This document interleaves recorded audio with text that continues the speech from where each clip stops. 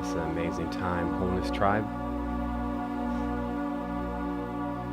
We'll let it breathe and get this thing started up. Let me just take a look at everything, make sure everything is working. Somebody said me first. All right, so let's do a sound check. Check them out, sound check. Let me know if you're hearing this, if you're getting this on your side. You're beyond the resistance.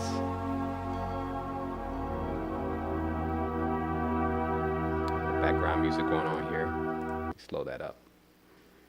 All right, Wholeness and Balance Vibrations Tribe, we're going to get started in just a minute here. And but before we do, we need to do a little sound check. So if you can hear it come through, let us know. I think the levels look a little low, so I'm going to pick them up.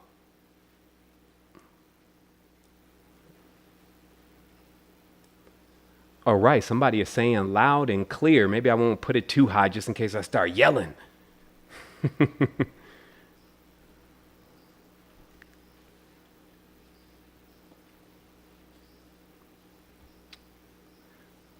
All right, family wholeness, it's exactly 4 o'clock. We're going to take a quick look here at some metrics, but before we do, we have a couple announcements. Here goes one of them.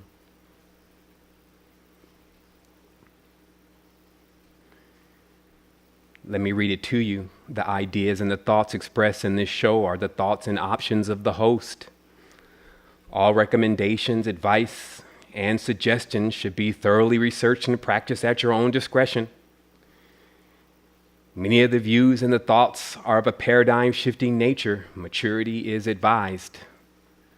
That means 7 told me to do it, won't cut it. When you get into one of those spaces, and now it's a time for you to realize all is self.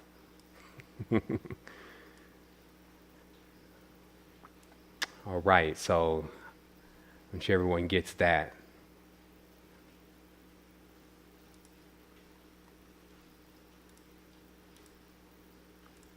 And here we are. What's up, family? This is an amazing day. It's an amazing time. Whew. I'm hearing that some folks, they're starting to listen to the show. They're starting to listen to the show, and they're bumping into me in the public and saying, "Hey, man, are you there? Are you that guy that's on the YouTube?" And I'm like, "No, man, I don't even watch TV, man. I don't even have a computer," and which is kind of hilarious. So it means that this has been going very well.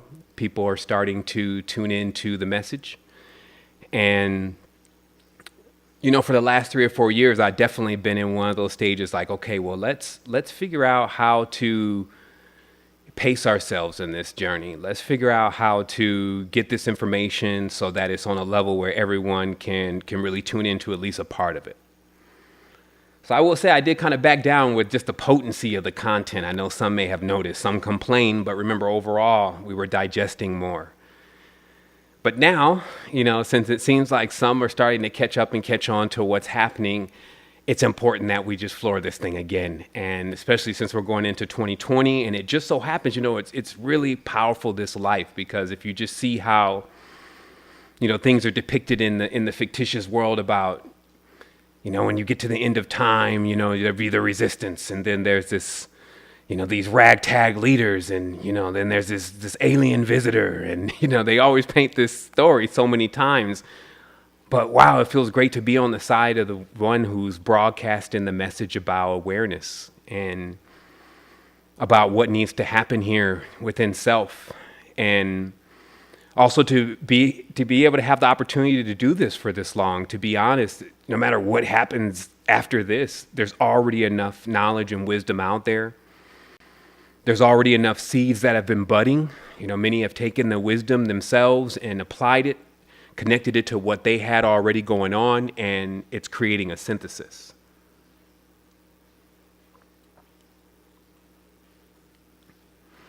I wanted to send a big thanks out there to the ancestors and to the pillars, those who've been holding space, the foundation.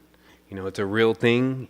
Staying stable when everybody else is shaking and moving, being the parent, if you may, around everything and enduring, and then coming in to charge up on shows like this where we get an opportunity to share. It has been a long time. Even a few hours is a long time for me.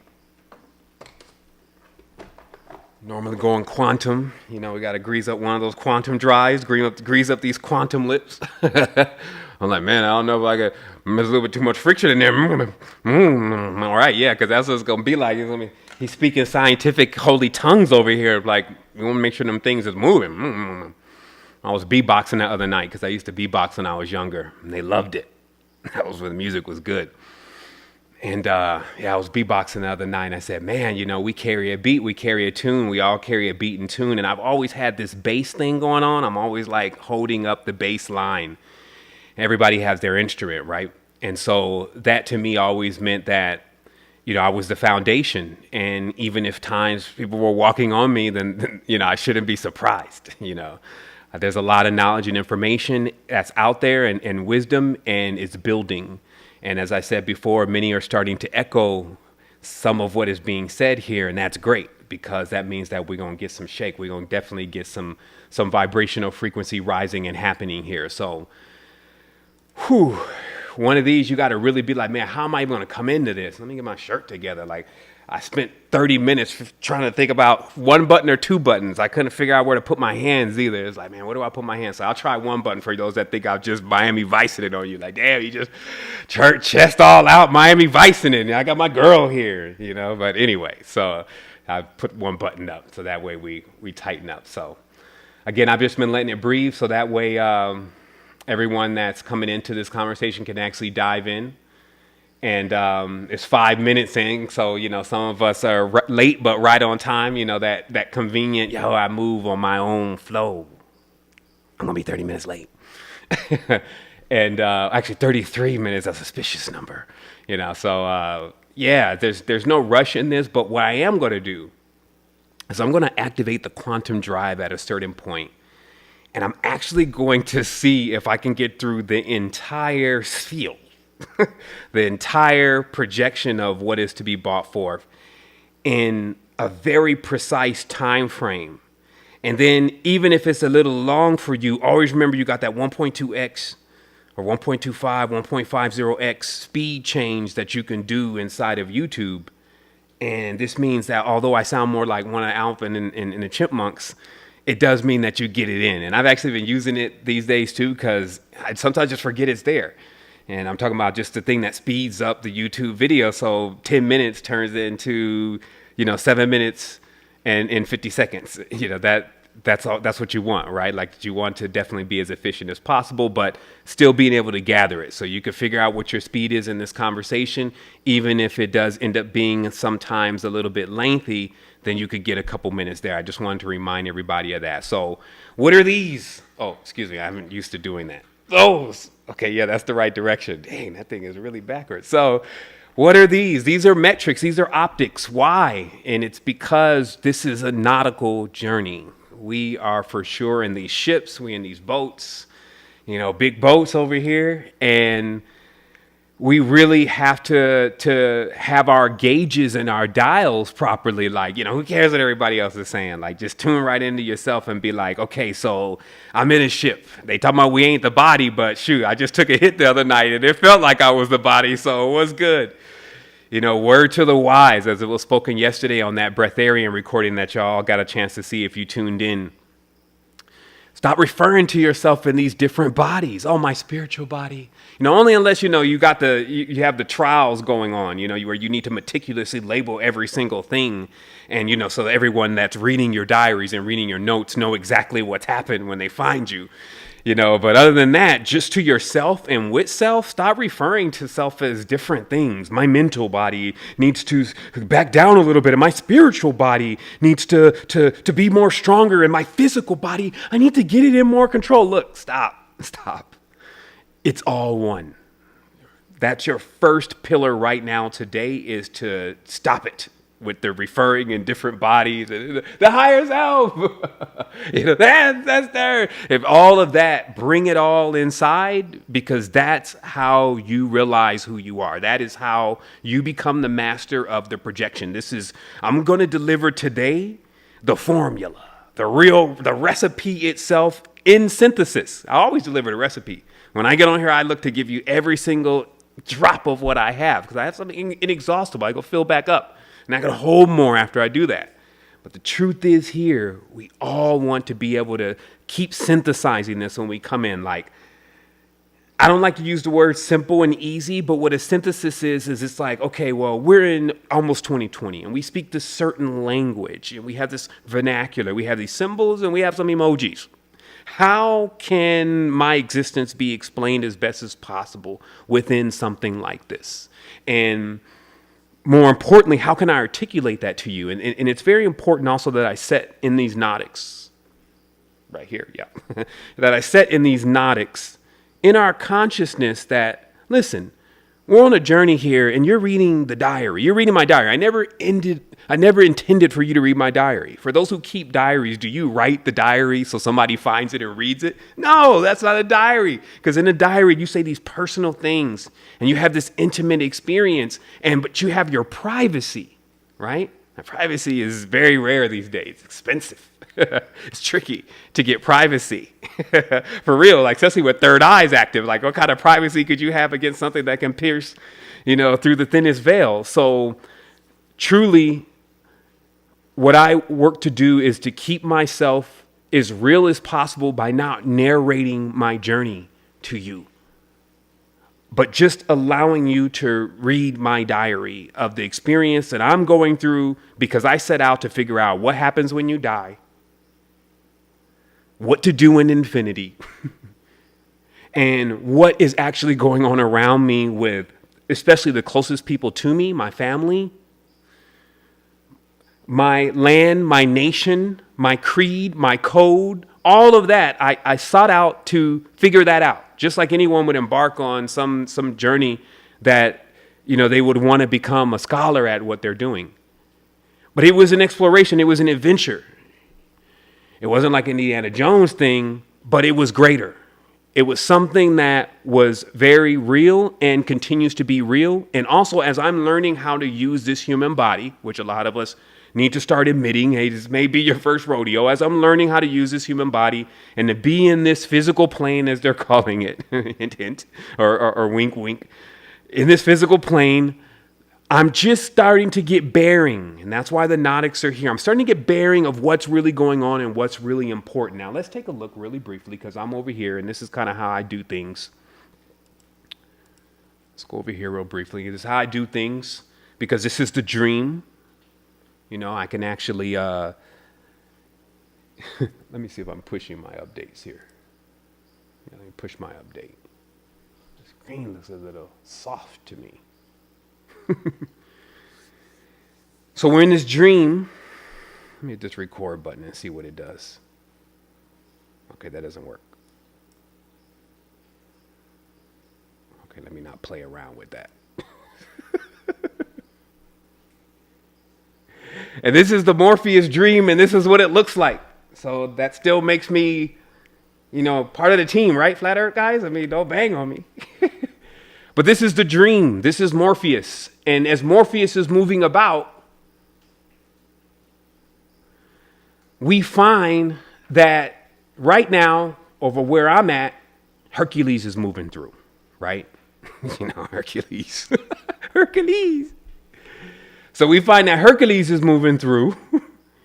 And it's because also this is a hunter moon, right? So you go look at what kind of moon is it? They got these different moons: beaver moon, deer moon, hunter moon. What does all that mean? Anybody check back? Check back on that?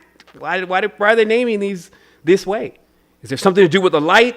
Hunting is a something that you don't want to just not know what you're doing. If you're going to go out there, either you're not going to catch something, or you may end up getting hunted. At best, you may waste time. At worst, you may not come back. So if this is a hunter moon, what is it so special about this? And what do hunters need? They need light. They need darkness, and they need light. Because there's a nocturnal realm. You ever seen some nocturnal animals? Watch some nocturnal, like there's geckos around here. They're like nocturnal. There's a lot of lizards. They roll in the daytime. They don't handle the nocturnal. Spiders, a lot of spiders are nocturnal. They come out and hunt, right? But then there's these two different worlds. And I'm here to tell you right now, so it's very, very clear to you, before we even dive in and activate this quantum drive, that you are betwixt two different realms that are totally different. You are betwixt, meaning you are right in between two realms that are totally different. So you have a choice. And that choice is either to be two different people, which is what we call fake, two-face, or really get bearing of how to actually tread into both worlds and also to remain in balance as you're going through your cycles, as you're going through your spiral. So I'm going to show you a couple things here. Okay? Just a couple symbols that you know. Okay? Just some symbols that you know.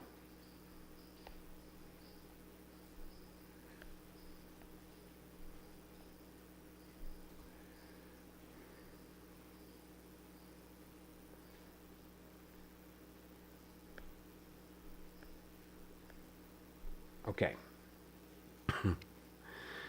This is our K emoji. It just means that you are in between. Okay?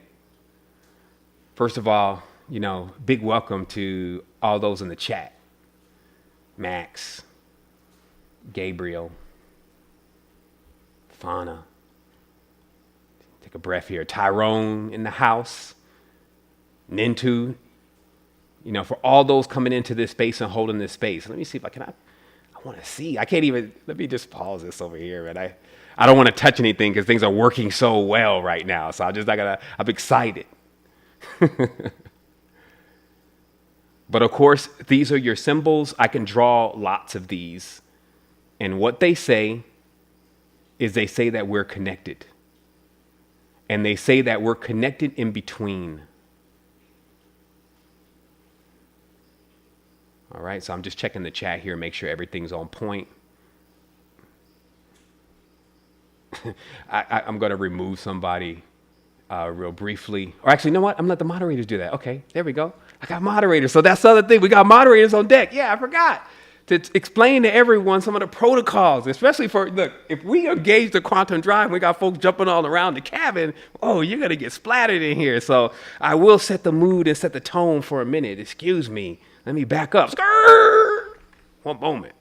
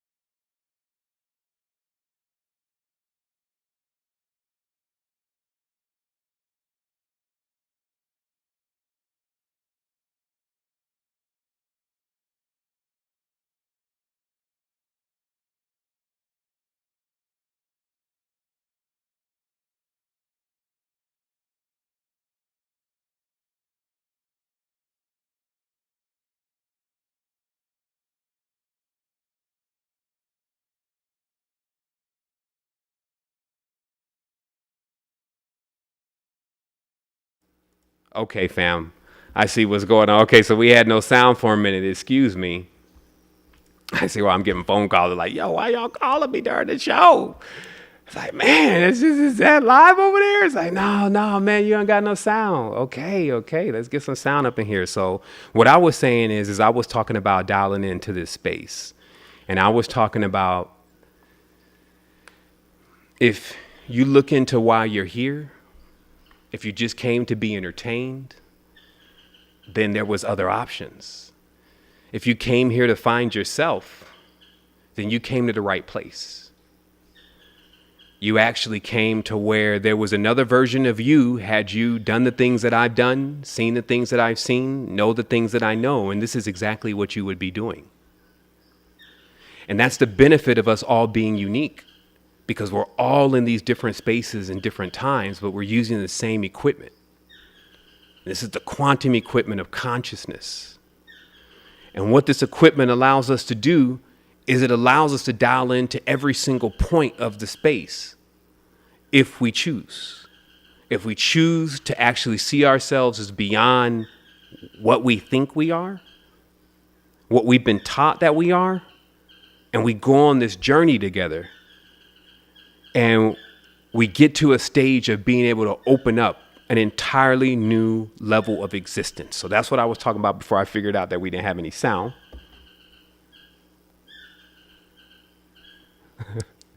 So we're saying there was no sound, but that's the best thing is silence. All right, let's see if I need to push the sound.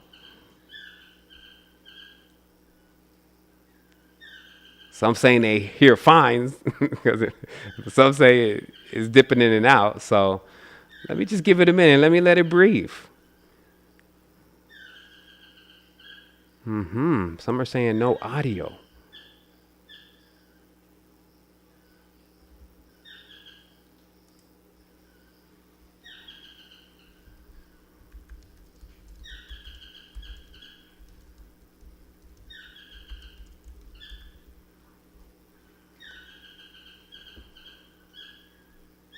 Okay.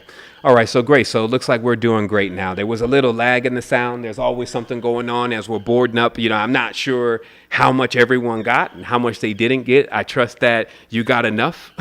And I'll talk to everyone tomorrow. Wholeness and balance vibrations.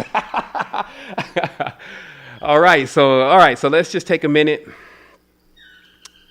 and just breathe into this space, because that's what it always takes. This is a heavy cruiser. So that means that there's a lot that are bored in today on this quantum journey and this adventure that we're going to be going on. It's yet to get started. We want to make sure that we balance the vibrations truly. You know, I took a pause in the beginning, not only to thank the ancestors, but also to dial into the pillars. I actually bear witness to also the nautical situation as we're on this journey. And as we're cruising into this tide, we're actually going into full moon. Energy's picking up. I decide to actually ride right into this. By the way, those birds are actually toucans and gazungas, which are like a smaller version of the toucan.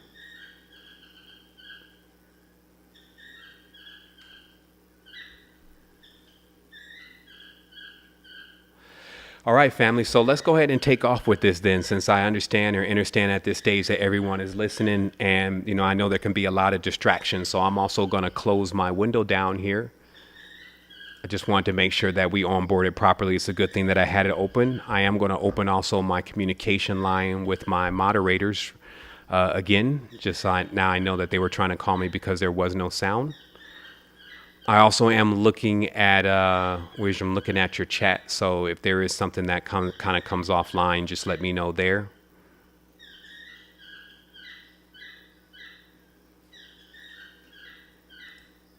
Okay, great.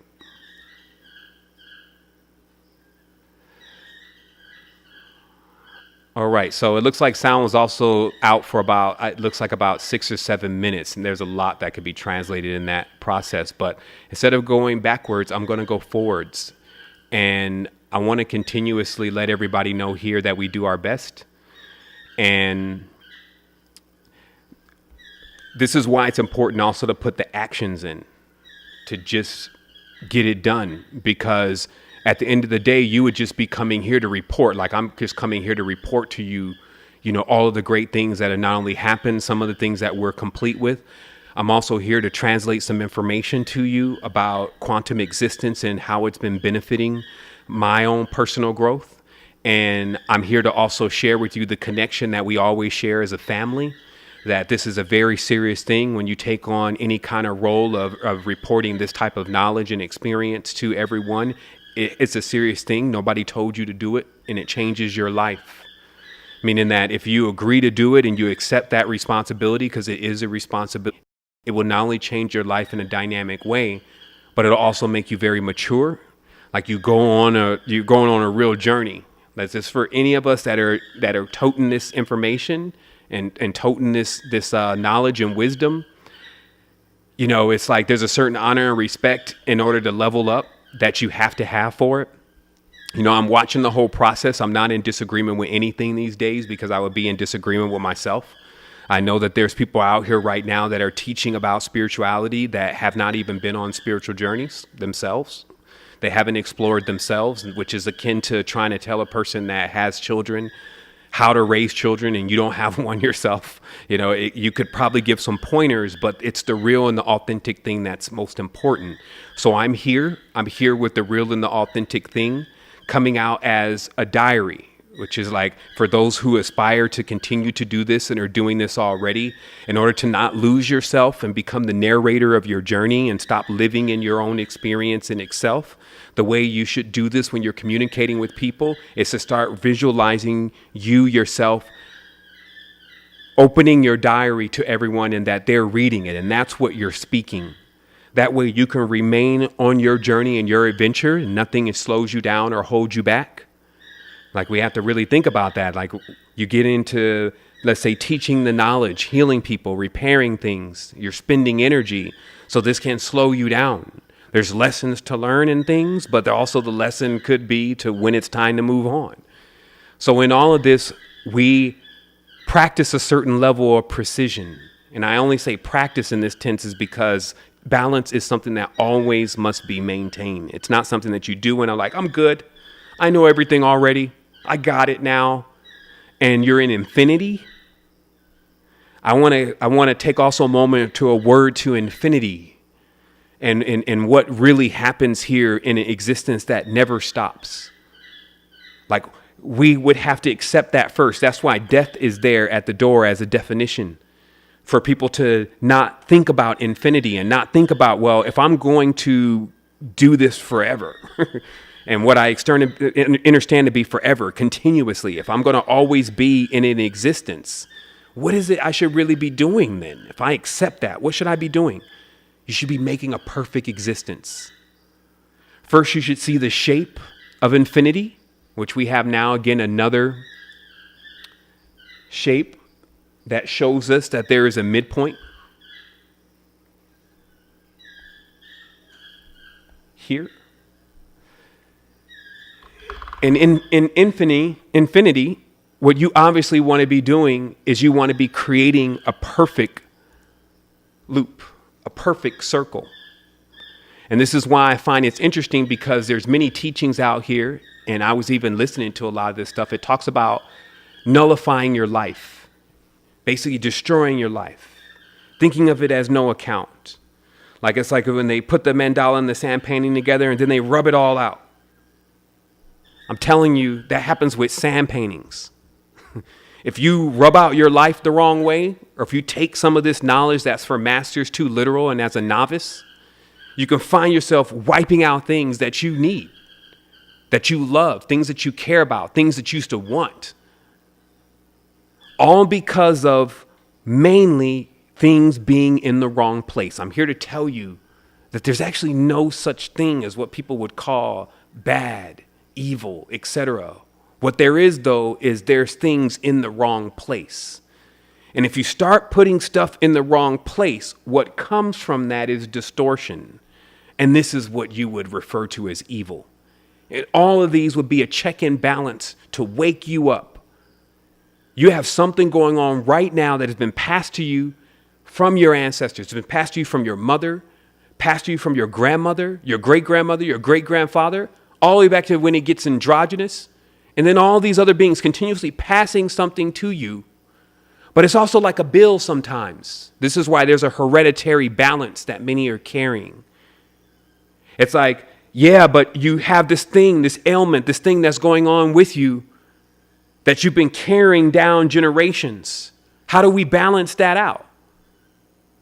That's why these quantum mechanics are so important, because they actually let you understand how to balance out your life. These nautical systems, it's not a joke. It's like, you got people playing with this stuff. They don't even understand what it exactly means, but you got power moving through all the time. And it shows you we have enough technology now to see when the power is moving through, but we don't even know what it means. We're even ignoring it. We're ad-libbing. I'm going to make it up myself. Like anything you grab something from was already there. So how are you making up anything? It's about order. It's about getting things in the right place so that it begins to turn a perfect cycle, so that you don't keep coming into these lives of first you're abused to, try to correct. That's payment. That's pain. You're now trying to pay off some of the balance of what has gone on in the previous lives with the ancestors, the family member, the tribe, the ones that passed you the bill, passed you the baton. Now here you come with the wheel. Let me show you what's really happening. This is as simple as the wheel. You know how they say, hey, you can't reinvent the wheel. The wheel is the most amazing invention, right? They tell you that all the time. Let me reset my screen real quick here.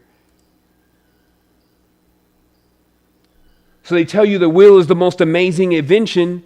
And if somebody makes that statement and you can bear witness to that statement, then that means that you have to be able to now say, well, if that statement is true, that means it must be super powerful. This must be something big. So do I really get it? Yeah, it's the wheel you put on the bottom of a car, because it allowed us to be able to take things around, even things that are really heavy, like on my car. And that's what a lot of people think is the definition of the wheel. I'm moving to chat screen. The chat screen is wild. I will give anybody advice that's trying to really dial into this conversation today. Put away the chat. Chat it's ridiculously distracting. We'll use it for Q&A later on, but I'm just saying, for those adepts, I'm sure they're already like, we already know, Seven. But yeah, it's important, because when you're looking at somebody make a statement, your mind goes in that direction. So if you're trying to focus and get ready to activate the quantum drive, then you need to really, really tune in. I'm just telling that to myself too. Just tune in. You may want to back away from the chat, because I don't really also get on these microphones these days a lot. And there's no better transmission than when it's live. I know you can come back to this later, but truthfully, like if you get it right now, you get it with the power of giants, titans, Hercules, messiahs. You're on a hunter moon. You start realizing the depths of yourself, shining the lights into some of the dark spaces where you've been keeping all your monsters. Running amok on the astral plane got me tying down your monsters on the astral plane. For us figuring out what our creations are, because we have this going on. We have one side of us that is like this. It's a contrast. That's even the graphic for contrast. Let me grab another thing here, because I'm going to come back to that.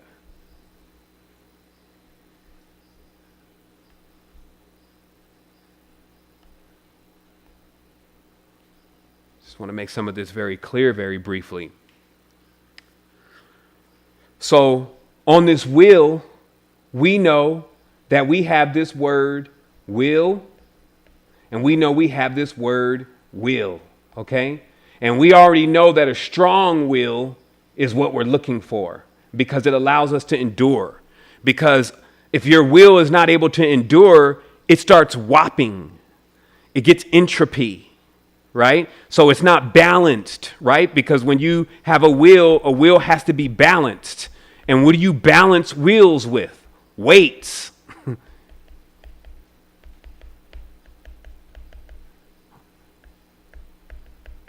Time, then. Time for you to figure something out. What are you really trying to figure out? Well, look at everybody else's problem. That's all you have to do. Figure out everybody else's problem. Everybody's so busy judging. They're so busy talking, yap, yap, yap, yap, yap, yap, yap, yap, yap. Now they think they know every damn thing. But how much are you putting into application? How much are you truly studying and mastering? I propose these questions to myself. The laws of karma and dharma. People think karma means the good thing, or the bad thing that you get from doing something bad, the outcome of something bad. And they think dharma means the outcome of doing things good. And the laws of karma and dharma don't even obey the laws of a binary good and bad system. Karma means action. Dharma means to bind together. To bind together action. That doesn't even interpret into good and bad in English. Let me show you something else. Let me show you how this is all working out. Why everything is just in the wrong place. You got to figure out, just like on this wheel, you got to figure out, what are these called? Type that in the chat box. What are these called in the wheel? Let me see. I'll even wait for a minute. What are these called in the wheel?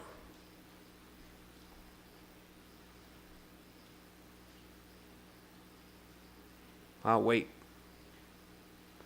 So that way, you know that this is very clear for everybody. If you wanted to just, exactly. Thanks, Miles. Okay. It's called the spokes. So it's interesting that then, and where's the eraser on this? And let me grab the eraser. I guess that's over here. Look at this connection. We have the spoke, right? Which is to say something.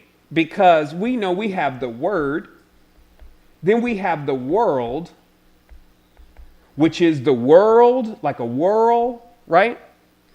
And then we know that this to speak the word creates the world, okay? And this is the like it's not that complicated, but what happens though is that if you're out somewhere else, if you're gone fishing, if you're missing, none of this stuff actually connects. And so people keep doing things. They keep doing things that don't actually prove at all based on their actions and their knowledge that they're actually ready to go beyond. Like they're really betwixt these two different worlds, but they dare to venture beyond this because what do they keep doing?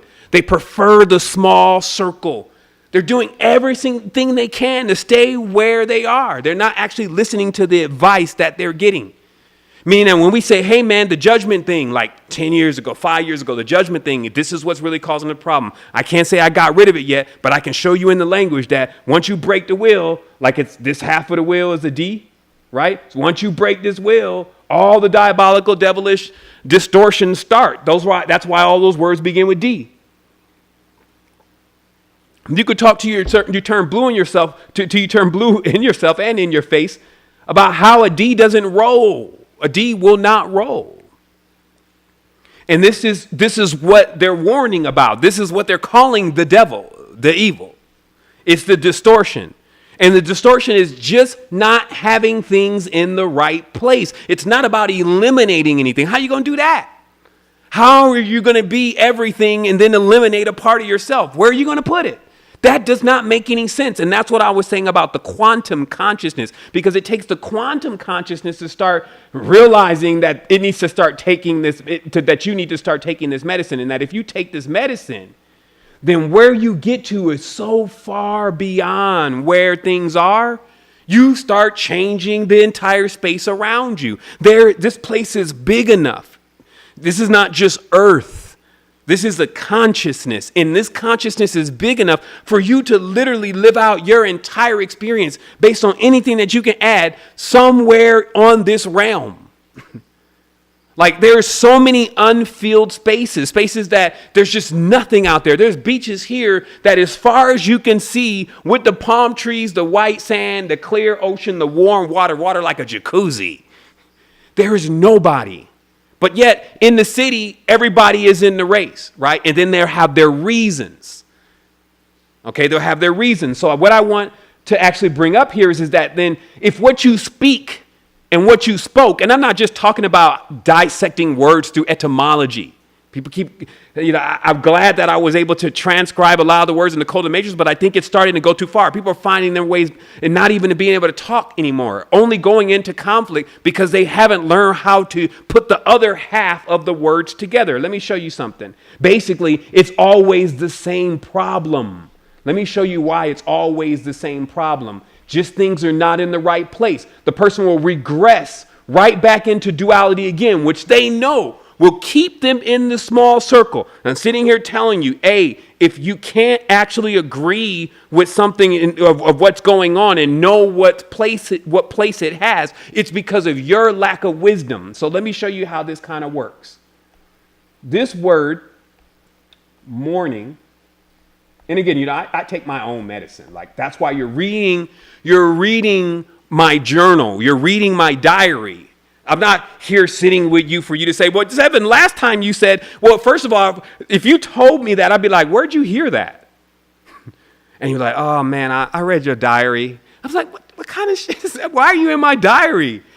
You see what I mean? So what I'm saying is that if I'm going on an experience and then I learn later on things mean certain things, or I should take another level or another stance with how I'm approaching my consciousness and how I'm approaching my wisdom, and then you happen to be getting that transmission, well, whoopee-doo, click your heels together, because it's going to save you time. It's going to save you space bucks, galactic currents. It's going to save you so much. You're going to be the Prius on the realm. You're going to be back on perpetual, just seeing other people's mistakes and watching them fall down the ladder of lights, which is like having a wheel with broken spokes.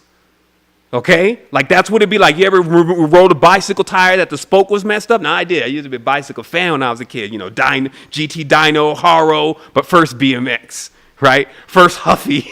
Remember the Huffy? The Huffy was hard to pedal. Not that Haro, which you lift with one finger. I'm in there with the cheapo, the thing where you can't lift with one hand.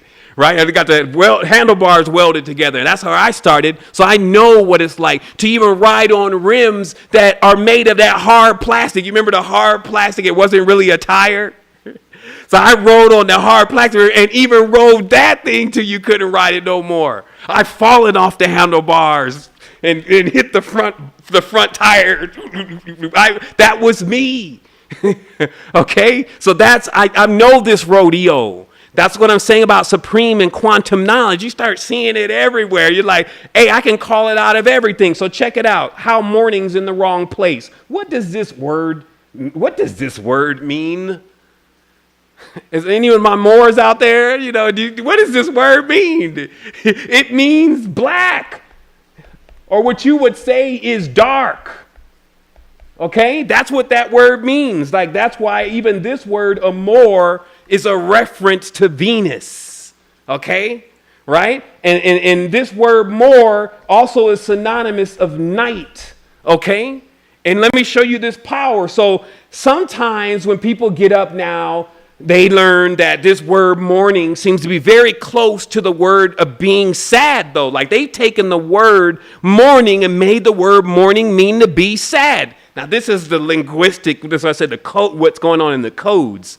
Because now, in this language, the original language that this comes from, this word that you're looking for that actually means sad is actually lament, not mourning.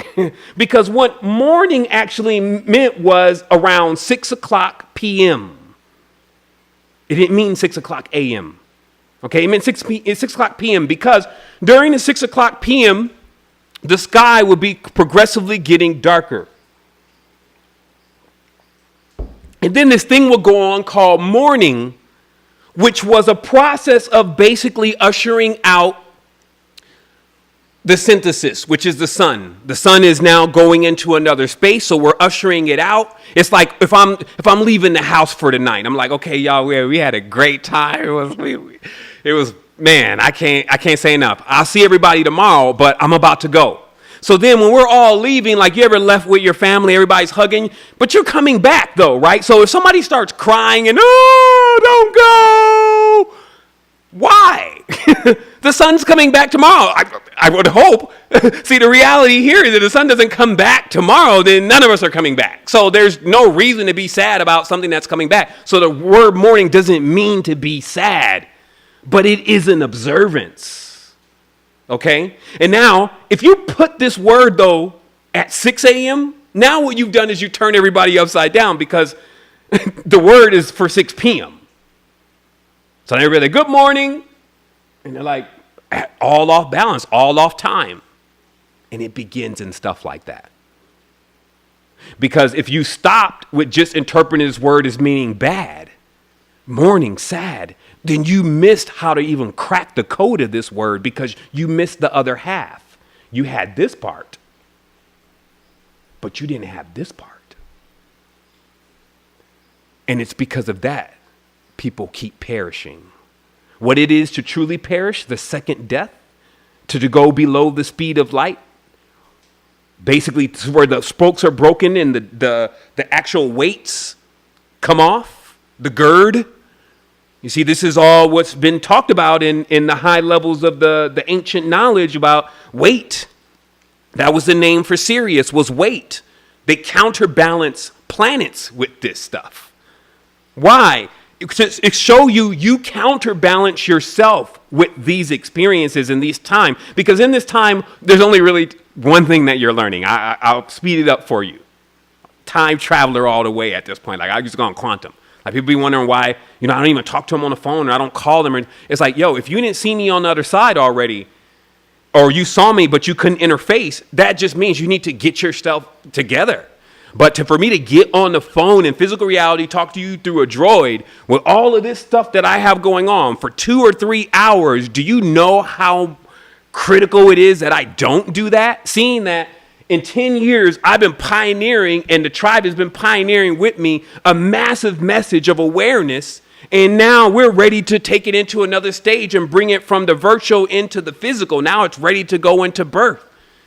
And it's a real thing for us. But while we're driving along the way, finding every single point, stuff that we have to do ourselves collectively, meaning that there's still millions of people in the world that will benefit from this. There are people with coffers enriched with thousands of pieces of monopoly money, valueless, basically. And they're just sitting on it, watching us trudge through building it. And by all means, we've been able to build it. And I'm going to show some of that here in a little bit. But it's just hearkening to what's really happening here. There's stuff that it's like it's teaching everybody around me who we really are and what we came to do. And also that by all means, no matter what you're saying, if you can't figure it out, then maybe you should go back to video number 1. But we got something going on here and nobody is going to shake this foundation. And from this foundation, we're going to build things for the kids. We're going to build things for the women. We're going to build things for the men. And we're even going to take things so beyond and so vast. We're going to start looking into these microscopes and telescopes and all these other different life forms and entities that have been all creations that we put together. And we're going to begin to synthesize and connect. And that's what we're going to do. And that because we know there's no such thing as death, we're going to prepare for a perfect loop. A perfect loop. A place that we build that every single thing that is going to benefit you and get you through the experience will be there. And that means having the contrast. That means having every single aspect of how we go through this journey. There's times that you may feel afraid, but then you will be comforted by those that are around you. There's times that you may feel that you can't go on any further, and then some other part of you will lift you up. There'll be times that you realize all of this is just to make you sharper and to give you a greater experience to know who you truly are, to teach you your powers. And we'll be there celebrating with you as you come into that aha moment. And then when you learn also that all of the real words you say and we all recognize, but they're not in English like,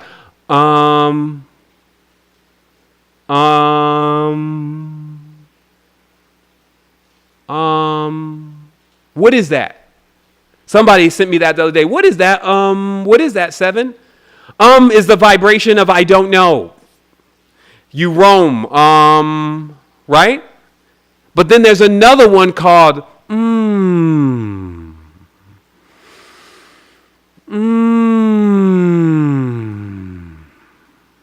Tastes good. Tastes good. Like when you eat something that you like and you love because you have attached to that in your consciousness, this liking and loving thing, you remember, that is remembering. That is forgetting. So next time you even find yourself saying something, especially some of us do say a lot, and you find yourself going, start training yourself to go, and you'll find you will catch the next bridge of thought right away. You'll catch the next spoke, because it's tones and vibrations. Shh. All of that, that's the real language. And then what you have laying over the top of that is you have this English. Okay, so never forget that your highest level of connection is within the mantra. In the mantra, you don't need to be taught. You've been doing and yeah. You ever just somebody just that's the language, okay? So, it would be great if we just had like a listing of all of those. And then you could see how you speak and how you create, and then how you lay this other GUI called English, a GUI, another GUI on the top of that. And then that becomes your experience, that this is a layered experience. And this is why I keep trying to tell folks, man, there's layers to this shit. There's levels to this. I know you want to start off right now at 21 and just get right here. And by all means, if they slam you through the quantum mainframe and that happens, hopefully you still are able to shake off, just the experience of the what do they call that? The after effects of time travel. Meaning that there's a pace that we go at. There's predecessors. There's ancestors. There's a cycle, just like what you see with these waves right here. Like, look at these waves. What's happening here? There's a real flow here. You got some folks, they just want to jump ahead. They don't see the power of the cycle and the rhythm and the rotation. Okay? And I can explain this. Let me explain this a little bit more about this rotation, this wheel, these stages. So 1 to 7, you're an infant, you're a baby. You're an infant. You're sleeping most of the time. You're into yourself. You're focused on your own little world. You're mostly self-centered. 1 to 7 years old.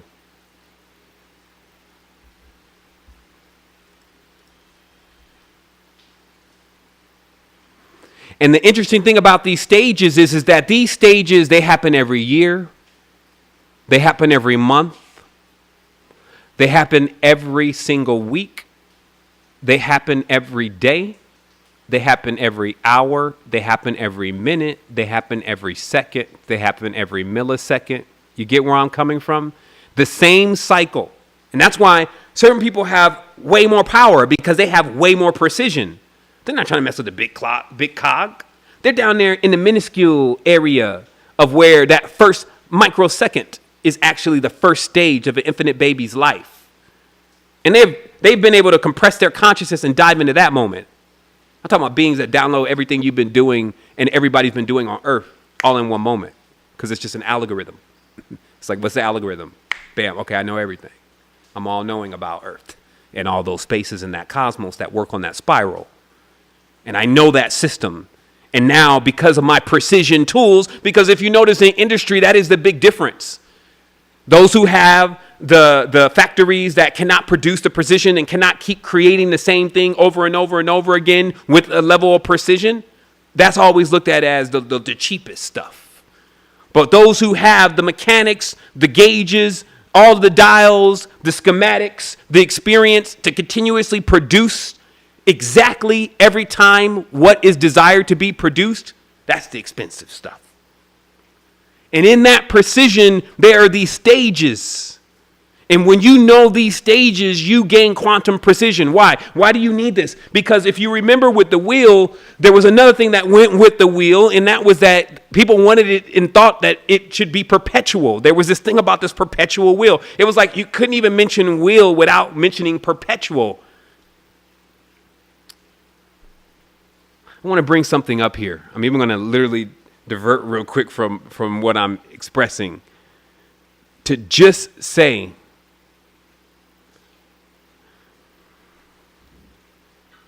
well, I think I diverted too far off the path. No.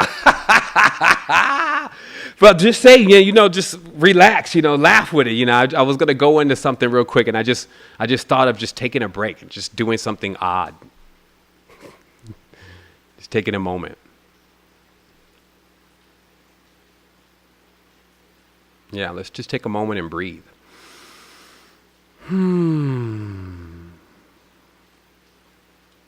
Yeah.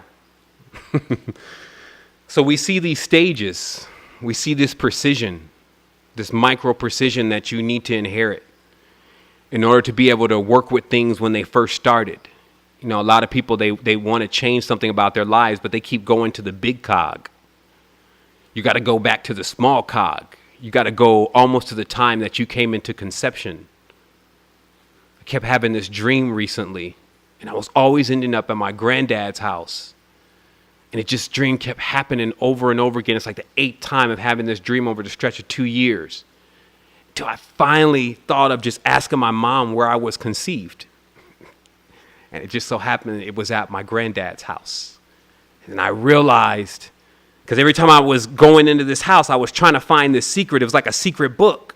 And this dream spanned out over like 9 different dreams. Like I'm in grandfather's house looking for this secret book. And there was always these different kind of agents and aliens and all this trying to stop me from getting to this knowledge. They even had a hidden door, a hidden room, and all sorts of stuff in these dreams playing out.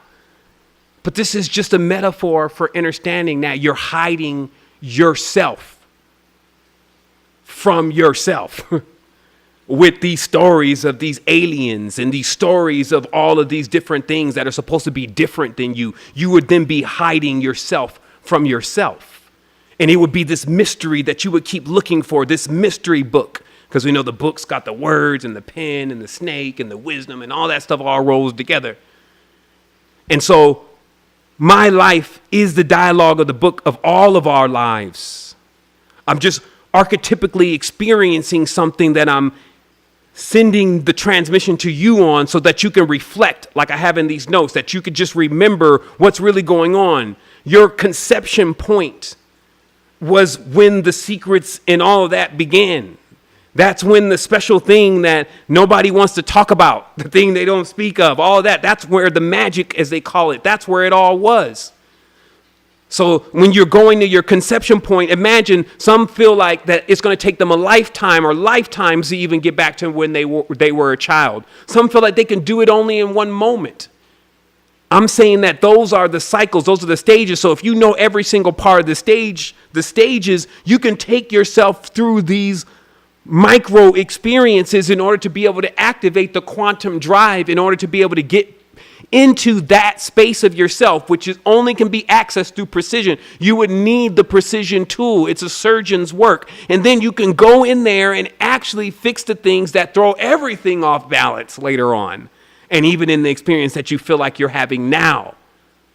I'm talking about a quantum upgrade. And it just comes in the awareness. Now, these stages are something that we're going through. It's something that we're experiencing. And that's why always it's like, hey, look outside. Look over here. Because then you're not reading yourself. But then when you start reading yourself, so this first stage, you're totally into yourself. 1 to 7 years old. You're sleeping. Basically, you're focused little on the external, except for where you're getting your substance from. Mama, as long as mama's purpose at this stage is really just to give you nourishment. So too.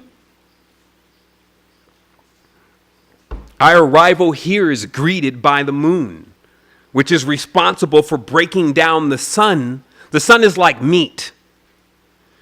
So the moon is like the mother who consumes that meat, which is too thick and too tough for the baby. And then it goes through this tube. All this is tube work, by the way. It goes through this tube, and then it gets to you. And that's how it begins. And in there, you're just in your own little world, thumb in the mouth, in the spiral. All this keeps happening, is happening, has happened. Okay? Has happened, keeps happening, it's going on now. So the first stage is you're into yourself for that first part of it. And then the second stage, 7 to 14, you're young, you're a teenager. Okay? And now you can see what happens. Now you enter into this realm of fantasy. Right? This is when you start thinking about and projecting things. 7 to 14, you start having what others would call friends. You would become attracted to the opposite sex even between 7 and 14. Meaning you start to become aware of opposites. See, when the child is younger, that first stage, there's no awareness of opposites because everything is within. I'll show you this knowledge will deliver you every single thing that you need. Every time you run these circuits, every time you turn this wheel with perfect knowledge, you're actually increasing your power and your awareness because your power is your awareness. Your amplification is what makes you static. It's what makes you present, what makes you appear. Okay? And so when you learn the sequences of how you move, you're able to begin to work with that in order to actually become a higher vibratory, let's say higher vibratory being, and then to be able to balance in those high vibrations with these mechanics. Now, this is an 8-spoke wheel. Okay? That's why he said it's the Dharma wheel. This is the 8-spoke wheel. 1 to 7. So now you're infinite. You're infinite. The baby moves on. Now you're a young teenager. 7 to 14. Now you're entering into this realm of fantasy. This is all about, teddy bears and flying dragons and unicorns. And so you're using now the projector. You're starting to get experience with how it works. Also, awareness comes in, this ego thing, as they call it, which has a use. You can start reflecting on yourself. This plays out in the reality that you start liking the opposite. Whatever you feel like is opposite, you become attracted to the opposite. And this doesn't always just have to do with what you feel like as a male or a female human. It could have to do with concepts. Let's say you're born in church. Now you want to be in the streets. Now, let's say you're in the white folks' household. Now you want to go see what's up with the Alkebalanians and the Tibetans. And it's like now every single part of the opposite nature of things, like, I just grown up in poverty. Now I want to see what it's like to be rich. This starts to come on at 7 to 14 as the projector starts to fire up. And then you get this next stage. The third stage is the 14 to 21. Now you're the young adult, I call it. The young adult. That's a funny term. I can remember the whole young adult phase. Many of us can also remember it. Some of us are actually going through it right now. Some are 80 going through the young adult phase. We got some 40-year-old young adults running around here right now, stuck on young adult phase, don't want to leave off young adult phase. What does it consist of? Power, identity, ideology. This is the first time, it's like the power thing. It's like your clique, your crew, everybody that's with you. The identity. My name ain't James. It's J-Dog. Okay, it's not what my parents named me. It's something else. I got my own ideology. I know how to do this. I know what I'm doing. Young adult. So you start becoming static. This is the egg phase. Because now you're literally building a shell around you. That's the egg, the ego. It's the shell that you're building around you. Okay? And it's being consecrated by an identity. And it's being fueled by the power that you've learned also from the projector. And now since you're tapped into opposites and you're no longer into strictly self, let the games begin. Okay? Young adult. Now 21 to 28, mid-adult, there's responsibilities. Immediately, once that phase can't last long, because in that phase, when you're talking about all this power and identity, all you're doing is creating a lot of responsibilities that you thought were going to be rewards generally at this phase because you didn't have any wisdom. And I'm going to explain that. Let's say, for instance, you're working to get this car. And you're like, yo, I got like 4 more weeks. And soon as I'm done, I'm going to put this down payment on this Toyota Tercel. And I'm going to be that thing. And that 2 weeks comes, and then 4 weeks come, bam, you go and you buy that thing and you jump in that whip and you ride out. And you think that because you worked hard, which you just did for that 4 weeks or however long it took you to save up, that now here comes your reward, this car. But in truth, the car is only another responsibility. Now you got to put gas in it. If it's nice, you got to keep people from stealing it. You got to wash it. So what you thought was a reward, which is a totally different thing. This is what happens with the words, because people start using all of the same words. So they think, oh, yeah, I'm going to go and get me a reward. No, what you got is a responsibility. And the more those responsibilities start piling up, now, you know, the young adults shift the responsibilities every time. And that's why you have a lot of these so-called adepts running around here, always shifting the responsibility and the blame over to something that most of the time they can't find, they cannot see, and they cannot control. Because that is that same aspect of trying to throw the responsibility of the most heaviest, grievous things over onto somebody else. Okay, or something else. Make it somebody else's fault beside your own. But you're the creator. Creator don't want to take responsibility for the creation. So you're almost like a father or a mother that doesn't want to take care of the child. This is pretty much a lot of people's condition on the planet, because they have all these different things that they created in their youth. And now they're running amok and they just want to neglect them. Oh, that nightmare from my past. And it's really about tapping into the quantum drive, because with the quantum drive, literally the will, you can actually have the power to whip things up, to actually take things out of that imbalanced stage, even with others, because others are self, and actually start really destroying evil, which is just the distortion and the ignorance that as creators, why are we really creating the big stuff? Why isn't there a conscious apple? Like this, I might take a moment to get some light right directly on me, but there's, all these other, Toyota and all Ford. And, even when we get like a half-conscious company, Tesla, everybody's like, yeah, but why haven't conscious people been able to just like create their own thing? Oh, because I guess we're a little young. I'll give it, we're a little young. Now it's time to get mature, because there's casualties to this. The bills keep carrying over to sisters, brothers, aunties, uncles, children. The bills keep carrying over because some are not grasping what is the will. Why am I here? This is what this is about. The will is why you are here. It gives you the strength. Once you know why you're here and where you're at, those is the orientation. Right? Like where I'm at, so I can become an original. This is what this is about. So now, let's say, for instance, now this mid-adult phase, it starts to become grievous. See, when the will starts taking on too much, right?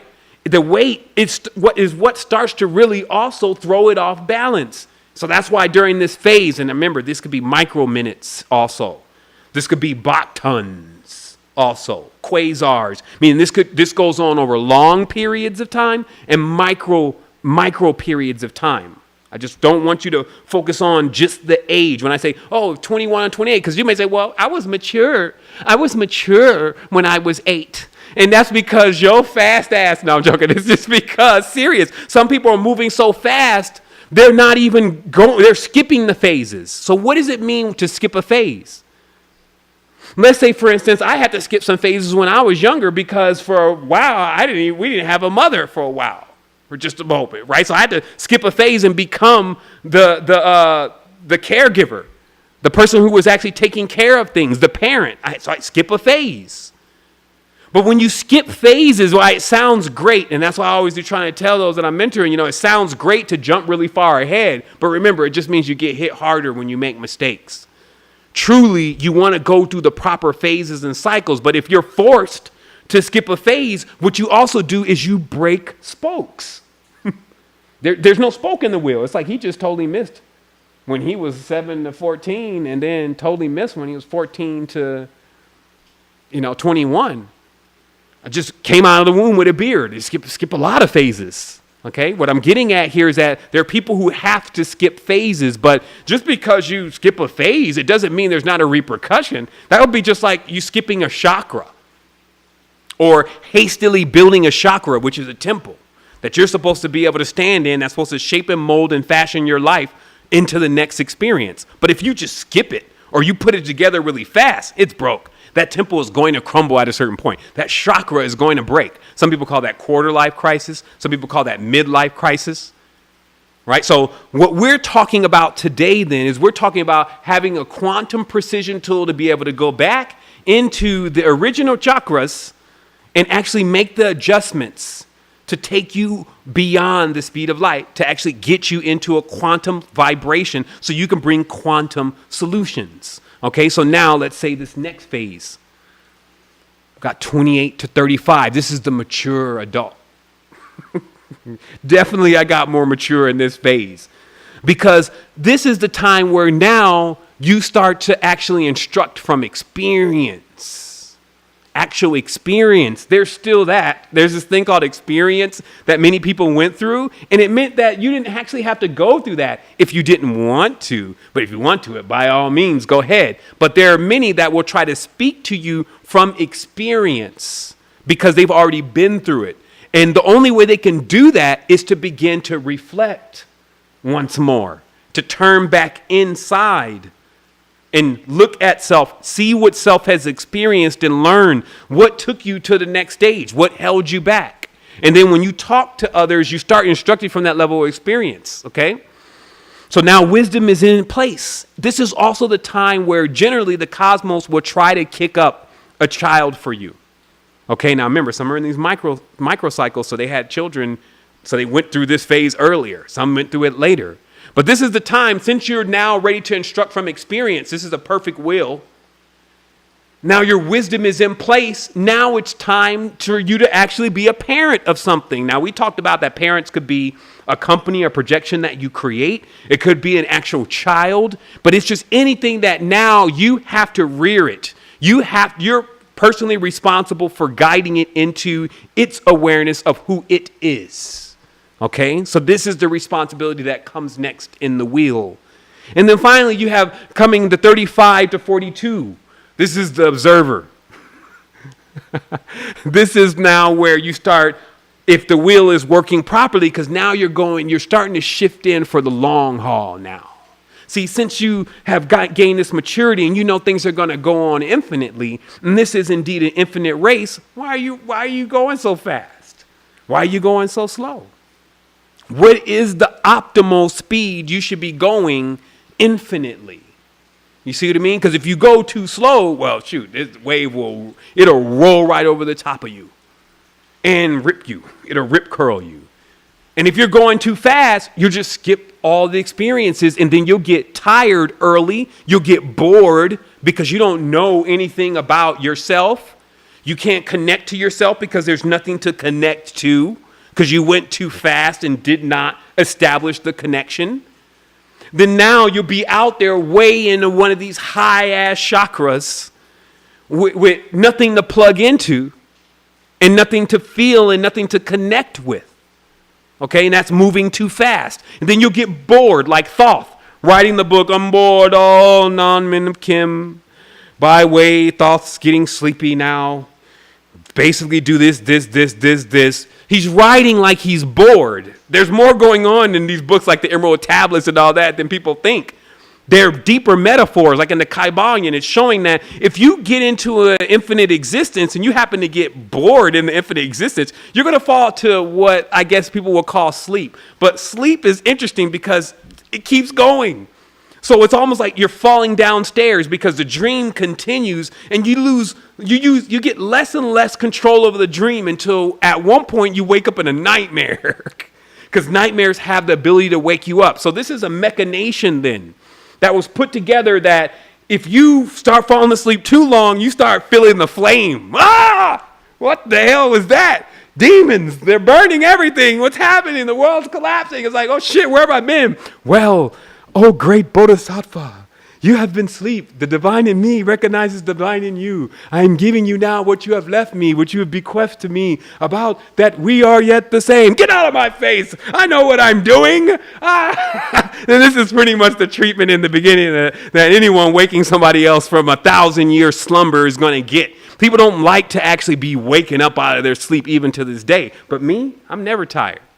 I go to sleep just because, like, it makes me look normal. I'd be like sitting around here, like, especially on these full moons, I'd be like, where do I put my hands? Because I just like, I don't want to go to the computer. I meditate. I just meditate. My whole damn life is a meditation. Like, what shall we do? Let's not get bored. There's a lot of things going on. Let's dive into that. That's why I always put myself into the karma, which means the action. The unobstructive karmas, meaning that I'm not thinking about every single minuscule piece to determine if I'm doing something right or wrong. What is that? The cosmos is moving in both directions. Anything that I do is going to serve it anyway. It's all about what direction do I want to go in? What existence do I want to experience? I am the creator of this entire plane. This is real empowerment. Some people, they don't want to accept it. They're still in the child phase. They don't want to accept that they're the creators. But should that weigh on me? Should I now start just lying to myself and telling myself I'm not the creator and the Lord of my own life and the master of my existence? That if I close my eyes, that everybody else's eyes is going to close and their lives are over too? Does that even matter to me? Shouldn't I really be concerned about what kind of existence that I'm going to be living through infinity? Since I am going to lay on, quote unquote, the deathbed one day and have to have it all figured out, not going to be able to lean on anybody else. Oh, great master, I'm going to have a lot of money so I can call in and spend millions of dollars on these masters that are going to heal me. Oh, great master, come and heal me. Here's $2 million. And the great master is going to be like, is that fiat? Serious. It's some of the things that we cook up in our mind about what is really going on here now need to be checked. And the way that they get checked is actually understanding just what the wheels and the cycles really are in existence, and actually be able to map out what you're doing and what you're experiencing to the wheel of life, so that way you can start building a perfect existence. That way you know where you are, and you also know where everybody else is. And then also, when we talk about synchronicity and how to synchronize things, then we even know what we're synchronizing. Right? And where are we really at, and where do we really want to go? And this would be because we actually had an infinite plan, something that our children's children could live in, something that would still be here, like fermentation has been here since the beginning, stuff that it's logical. You know, I want to take another sidebar here to just the knowledge of fermentation. So they were trying to build a 10,000-year model.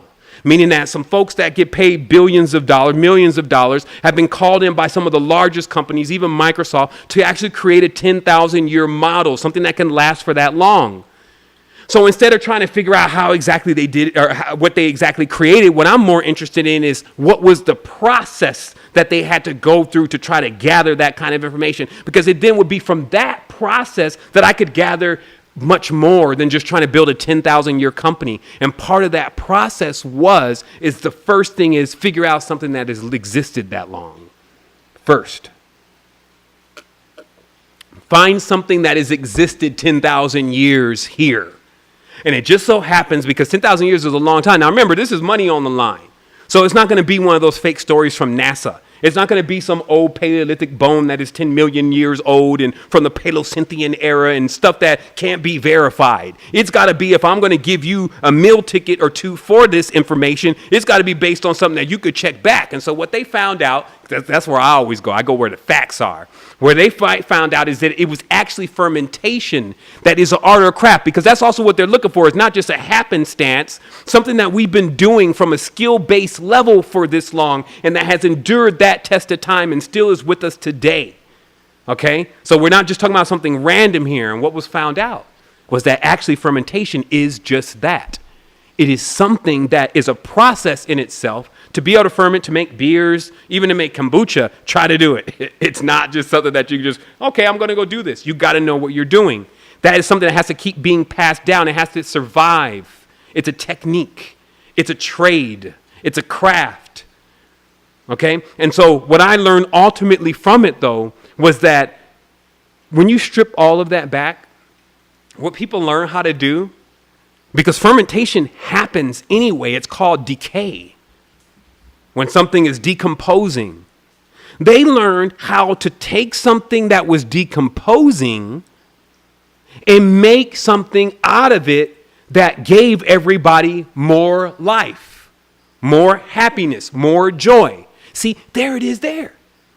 In the 10,000-year model is only the blueprint of the wheel in understanding how to put things in the proper place and how to keep things in perfect balance by anything that you think is the bad stuff. That's fertilizer for the tree. But you don't put it in your face. You don't put it in your mind. You don't put it all in your eyes. You don't take feces and crap and throw it in your mouth. No, you put it down there in the soil and you let things grow from it. You see? So that's what I mean by everything here is perfect. It's just about what place it's in. And yeah, you have people now putting feces inside of their mind, looking and learning and practicing things that are destroying their temple because they're placing heavy weights on the light areas. Like, you know what happens when you place all your problems in your mind? You're putting something, the mind is so fragile. It's like wind. It creates the wind in the world and the clouds. So now you're going to put weight into something like that. You put all these problems that you're creating inside of your mind. No, you put them beneath your feet.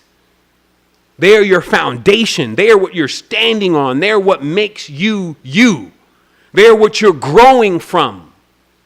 Now, do you got to keep going through that, though? Once you set base pillar, do you got to go back and do it again? If you do, that means you're not a great builder. There's a process. It doesn't, hey, no harm, no foul. I'm not going to give you the reward for putting us all in a building that crumbles. No.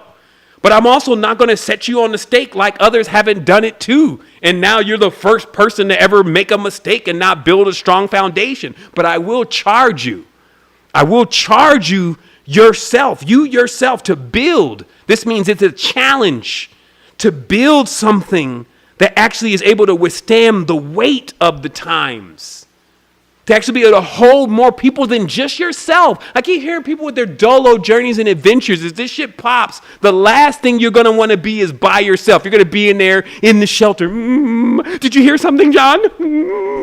Oh, shit, they're coming. I don't know what it is. You go outside. No, you go outside. Let's just stay here together. We're running out of food. I'm not into all of that. As the creator of my own space, the Lord of my life and existence, the controller of my dreams, the quantum explorer, why shall I fear death, dismemberment, and any of the other D's when I'm an O? I'm an original. You see, and if you adapt, though, to any of those lies, because remember what the lies are, I'll just say, okay, so remember the D's are the distortions, they're the divisions, right? But they have use. Everything has use. Do not go into duality. What is the use of distortion? What is the use? It's broken down. Right? Like, what is distortion? Broken down truth. It's like half-truths, partial truths, just a little bit of truth left. Whatever that means. So it just means that it's something that has been broken down so that you can start to ingest it. So that way you can get to the bigger things. So you even know what you're fathoming if we talk about macrobes, if we talk about large forms of consciousness, if we're talking about controlling the dreams and the projections, that you even have bearing of what we're even discussing. Or else, if this just becomes another one of your sitcoms, if this just becomes something that you conquistador, that you're able to now say, oh, now I know, I've met 7. You didn't meet me. I haven't met me. You see, this is vast. Did you meet yourself? That was the only way you were going to meet me. So that's what I'm saying. It's like the limitation game has to be over and must be over in 2020. And how it gets over is 1, get a ring. first. That's why all the basketball games and all that stuff, which is all based on fight and all based on that, it's all about getting a ring. It's all about going through the cosmos or the network, putting the ball, which is the wheel, through the net and scoring. Okay? That's all about you coming into a total level of awareness and then getting the ring. So what is the next cycle? The next cycle, 42 to 49. Well, I remind everyone, now you're 35 to 42. Now you can observe on one's own energy patterns. You're starting to reflect again. You're drawing in. Remember, you were just out there. You were out. I'm going out tonight. You were out. Now you're starting to reflect. I'm cool. I'm going to stay in. I need my sleep. I got a lot of stuff to do. I'm trying to read some books. So this is happening. Okay? Now remember, these things have another metaphor. I'm teaching you this in earth speak. This stuff works. It puts implosion devices together, Vimana Shastras and all that. They're built with this quantum drive. Now, I have to interpret it to you in English, but some are already starting to see the other applications for this level of awareness and knowledge. The deeper you get with it, the deeper it actually starts to flow into things, which is perfect because it is precise. It becomes a precise tool. Let's let it flow all the way down there into the bottom base pillar of the temple where there's a hairline crack. Hairline crack in the manifold. It's getting too hot. And if that thing blows, all of this is gold. All of this goes. Who cares about your crystal crown chakra kingdom? If you get broke, all that shit's going on eBay. So this is about getting a ring. Every single level of life, mastering. I leave nothing behind. It's all always with me, but everything in its place. How does one do this? Right? So this is what we're talking about. 42 to 49. Now you're settled in. It's like a tree. He's settled in now. Okay. Finally, look at this. It's only 49, and this is the wheel. Okay. And the being is just now getting settled in. As if it's aware that it actually has infinity. Some of y'all be looking at folks right now, and you're like, man, why can they be asleep? Why are they asleep? Well, it could be because they still realize they have infinity to wake up until they hit the fire. So stop tripping off of it. Get on to building something already. It's like, if you woke them up, what would you be waking them up to? Your nightmare? You better get something built. So 42 to 49 settles. You're settled in your aims. You aim to find and merge with the truth. Because now you have so much to reflect on. You've seen so many things now through the experiences. Now you're trying to be like, so how can I live the ultimate? Now, it's unfortunate that you think the truth is good, just good. You want to play the truth now. Now you want to play the supreme force, acting like the bad things didn't teach you anything and that they didn't let you see the truth. Now your truth is Christian, Jesus walks kind of straight jacket that you've got yourself in. That's true now. That's doubly dead, actually. If you're 42 and 49 in that spoke of your consciousness, in that chakra of your consciousness, building that kind of framework, it's all coming down if it hasn't come down already. So this is about understanding what is truth really. The highest truth is the merge. It's the merge. It's the realization that everything here, once you embarked on the journey outside of self, all became an illusion for the first part of you thinking that you're just a male. See, or just a female. This is where all this comes from. It's agitating people now.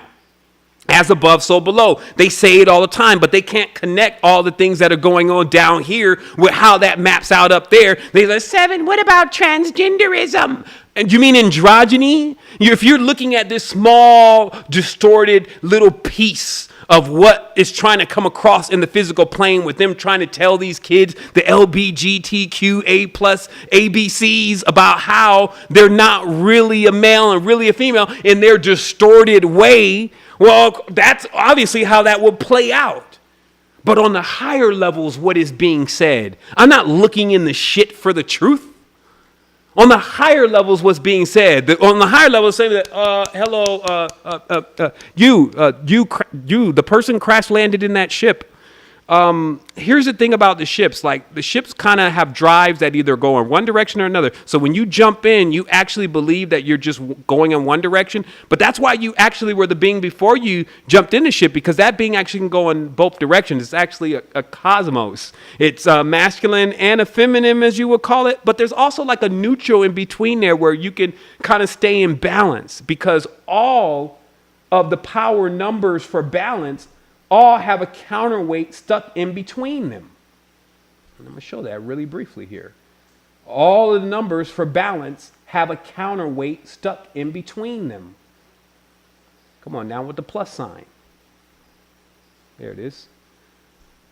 Check it out.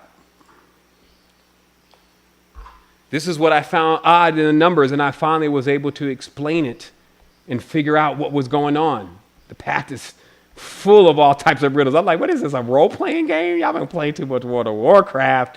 Whoever built this realm is like, damn, we don't level up till we hit the next 150,000 experience points. So check it out.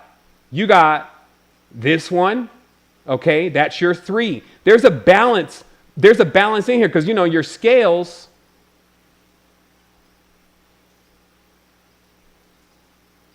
you always got your balance in the middle, okay? So this means that the numbers that you call even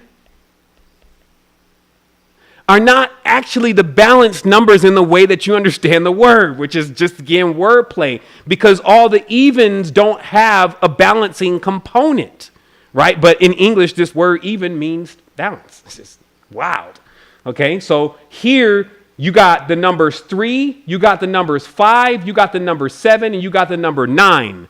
Now, if anybody wants to argue with these other numbers in their philosophies, let them have at it. But if they're going to argue against the 9, because they're arguing against the 9, then it's ridiculous. How do you obtain balance? Because you have a counterweight. This is the counterweight, okay?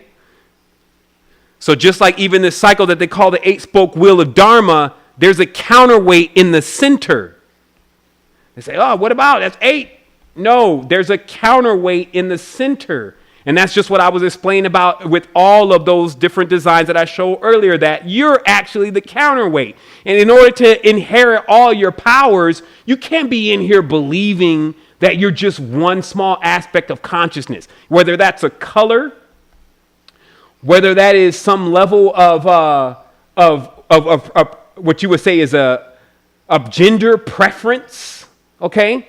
Because the androgynous aspect of the character are still in play right now. Like, you got people actually on YouTube arguing about this right now, fighting, dissing even the ancient cultures and everything, misconstruing everything. They're blind, and their gods are blind to the truth of, because you have a problem with women, or because you have a problem with men, which is you having a problem with yourself. Now, you've chosen to try to make one greater than the other, so then you don't even get a chance to be invited into the holy marriage to see how they're both work together, always will be together, could never operate in what we would think as separate. The moment you would pull them apart, everything would power down. There would be nothing, no thing. So all of this is part of one component, and that is supreme knowledge. That is master knowledge. And those who don't know that, it's easy to tell them. It's easy. That's what I'm saying. Like, what separates the neophyte from the adept? It's so easy. The moment they go into it, oh, and this one was the higher one, and back in the times when the matriarch, and it's like, yo, you're totally off. But that's okay, though, because you'll have some cycles to figure out that it actually started off with the androgynon, and it is still going on as an androgynon. We have a positive, we have a negative, and we have a neutral. But when we damage our consciousness to start making preferences, if you want to debase that all the way down to the sexual aspects or the sexual aspects of things, just the flesh, then by all means, go ahead and do it. But if you want to ride to the top of the ladder of lights to see how everything is all blended in, and how if you don't have all those components, then ye do not have life. And the master of those components can heal all things. He and she who is familiar with the positive and the negative aspects of the body, the sun and the moon aspects of the body, and the other celestials inside the body will reign supreme in those who are confused. Right? And then also teach confusion, then they will be blind, and they will also get to the point where they become powerless. And what is powerless? Powerless is when it's always something else's fault, always something else's responsibility, and then it even becomes to where you cannot even see what you're talking about, meaning that people describe things that they have never seen and say to you that that is the problem. And then they want you to play this game. They want me to jump in and play the game. Why would I? Would I not be elevated above that?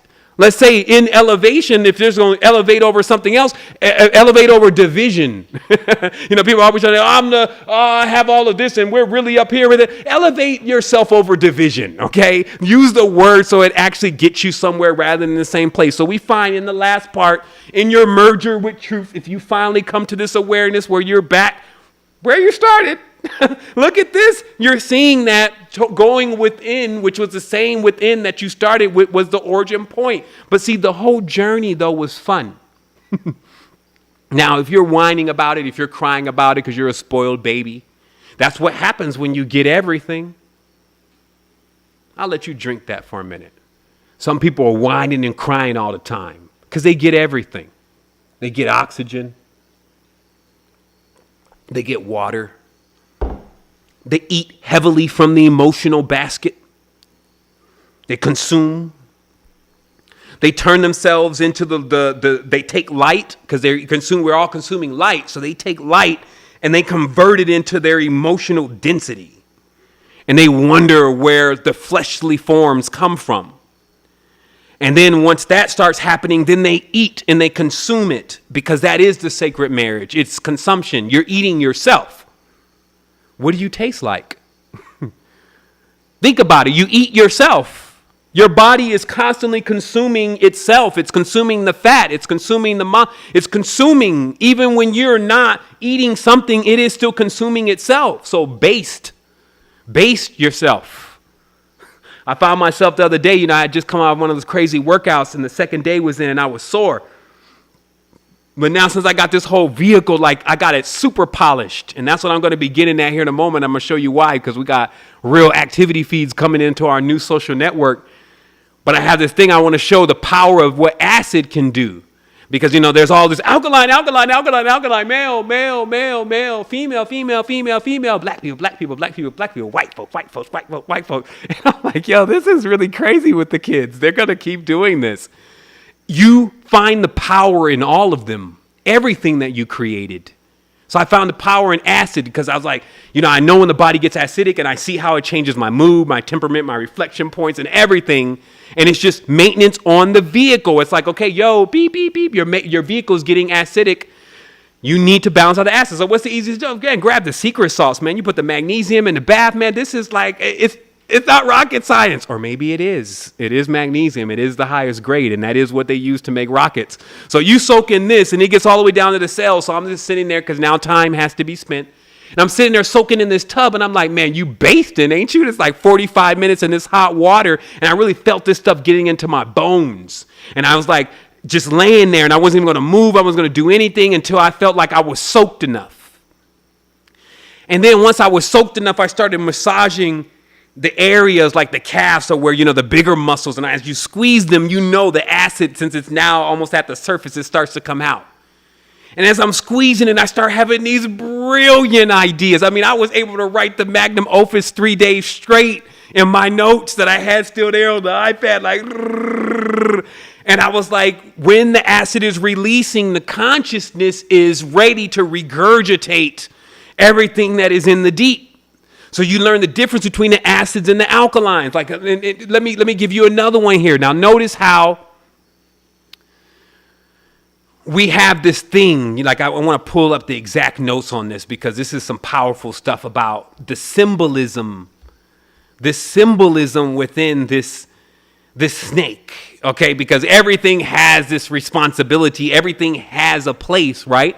But it's the snake's place to actually be on the bottom, right? Like to be there on the bottom, or what you would call the bottom, okay? Why? It's like me talking to my parents again. Why?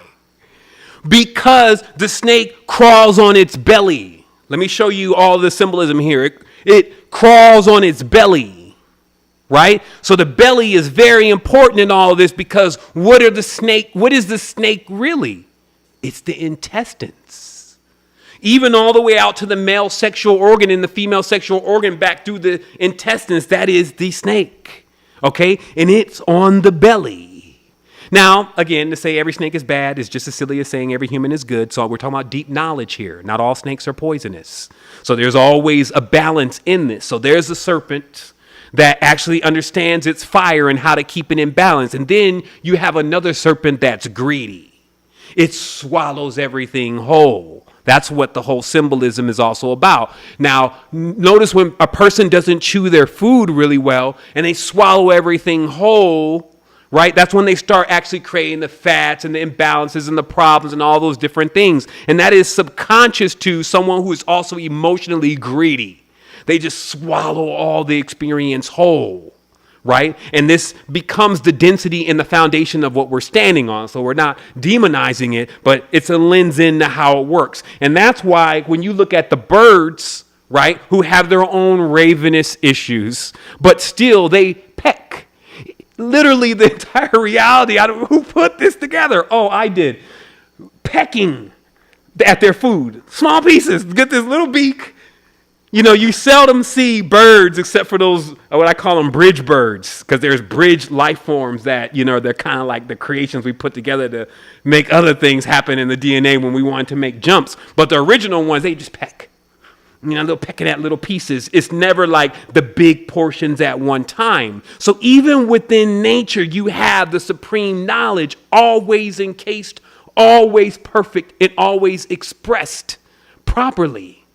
For he who knows the truth, which is the truth is he is all and she is all things. Because you notice I could have easily got hung up on the snake thing. I could have never been able to crack the complete code of the symbolism or anything if I just went into snake hating. And then just bird loving. You see what I mean? So this is what this is all about, is because that one metaphor and all the metaphors that I've been given during this conversation are the continuous actions that people keep doing that are getting them not the reality that they want to look for, not the one they want to exist in. They just keep doing this same thing. And that's why it's like a habit. And what parents do is they break you from habits. What elders do is they break you from habits. They break you out of those destructive cycles where it's like your wheel. It's like, what are you doing? You're just going to keep crashing with that. This is how you get things back in line. This is how you get things in order. First of all, there is an order. You know, it's like when you're younger, you hear about the order and you're like, I'm making my own way. I'm making my own way here. It's just, I don't know. I don't want to do it like everybody else. Do you know this is why the society progressively gets crazier and crazier? Because everybody doesn't want to do it like the previous. So that means they got to dress more crazier. That means they got to make more crazier music. That means they got to explore and experiment and bring more things in that haven't been figured out yet, because we want to get a change. So that's where all that comes from. So as an observer, that's where you have to be. Just an observer. He's like, I see. Every generation must have its own thing. It must have its own identity. So thus, it looks to be nothing like its previous generation. It wants to change every single aspect. It wants to change the music. It wants to change the clothing. And it wants to make it more wild, make it more radical. Not making it feel dull, but more radical. But over a procession of 10, 20, 30 times, soon the actual existence itself became so opaque, so distorted, so blurred from what it truly is and always has been and should be. Most in that projection become lost until they reflect back again to their originals and put on a pair of bell bottoms and get ready to actually do what we came here to do in the beginning and what we were always doing, being infinite, uniting things, bringing this knowledge that once you get that one ring, and this is where you can dance, okay? This is a real reward. Once you get that one ring, you don't have to actually repeat the entropic sides of the cycle anymore. Okay? I'll say that again. Once you get a ring, you don't have to experience the entropic sides of the reality anymore. You don't come offline. You don't get bored. You ignite the perpetual machine. See, the perpetual machine in itself, this is the machination, the human being, the perpetual vehicle. Once realizing that there is no good and bad, there is no white and black, there is no, all those different things become nullified. You have no what? Friction. Okay, because in the mechanics of perpetualism, okay, like perpetual mechanics, why is it that they always say that something is not perpetual? It's not that there's not great machines being built. Okay, and what I'm saying is that there's these new motors, right? These electric motors, these lithium, and they run so efficiently. It's almost like you don't got to put that much gas. You don't have to put that much fuel or energy inside of them for them to give you closer to the output of the fuel that you put in, right? But they still can't be qualified as perpetual. This is a real thing. This is the highest level of mechanics, is the idea of something being perpetual. That's why I said the highest invention was the wheel. But what are they saying? They're still looking outside for it. Inside, what we're saying is that there's a way to configure yourself. Because this is what happens. You can see some devices and they run so well off magnets. But they'll generally always have some pieces touching. Some piece will be touching, whether it's like one bearing rubbing against something as it's going back and forth. And what they say is that because there is friction there, eventually, even if it takes 500 years, that rail will eventually wear off because of that friction. And then that makes this device not perpetual. So it's important to, again, to understand these mechanics, because you understand the fine difference between really efficient motors and motivational systems, really efficient ones, versus the creme de la creme, perpetual. And the perpetual definition, to have a perpetual motor, means there must be no friction. So if you look back into the consciousness then, which operates as a wheel, and then say, well, how do I create a consciousness without any friction? Then right away, you can see that if every spoke, every turn of your mind is constantly conflict, which is you not recognizing what is you're experiencing and what is its place, you're creating friction. And then whether you believe it or not, it's still wearing down your existence until you're eventually going to get bored, which is when you don't want to keep driving in the cycle anymore. And then you're going to be ready to leave, which means going to sleep. It doesn't mean you're going to be like gone. And people need to kind of understand that now. I feel like the conscious community becomes so abstract in what they want in their projections. It's like, I just don't want to be here anymore. Where do you want to be though? I never thought about that. Well, shit, if you're not, okay, stop. If this is going to work, this secret thing you've learned with the manifestation stuff, where are you going to manifest yourself into? Like a black bag or something? Like just like a space of like a nothing? Yes, that is where I want to be. Okay, well, get in the closet then and sit over there for a while. And then I'm sure you're going to come out and probably even check your phone and want to get back into this. Let's get way more cohesive with this experience. Like I said, that's what's going to be the running title for this show, is Don't Delete Your Life. I just let it be gone quantum. And I put it that way because a lot of these teachers are teaching, especially the Tibetan master, and he's so master, and he says to just throw it all away. It means nothing. And it's like, but he's not paying rent.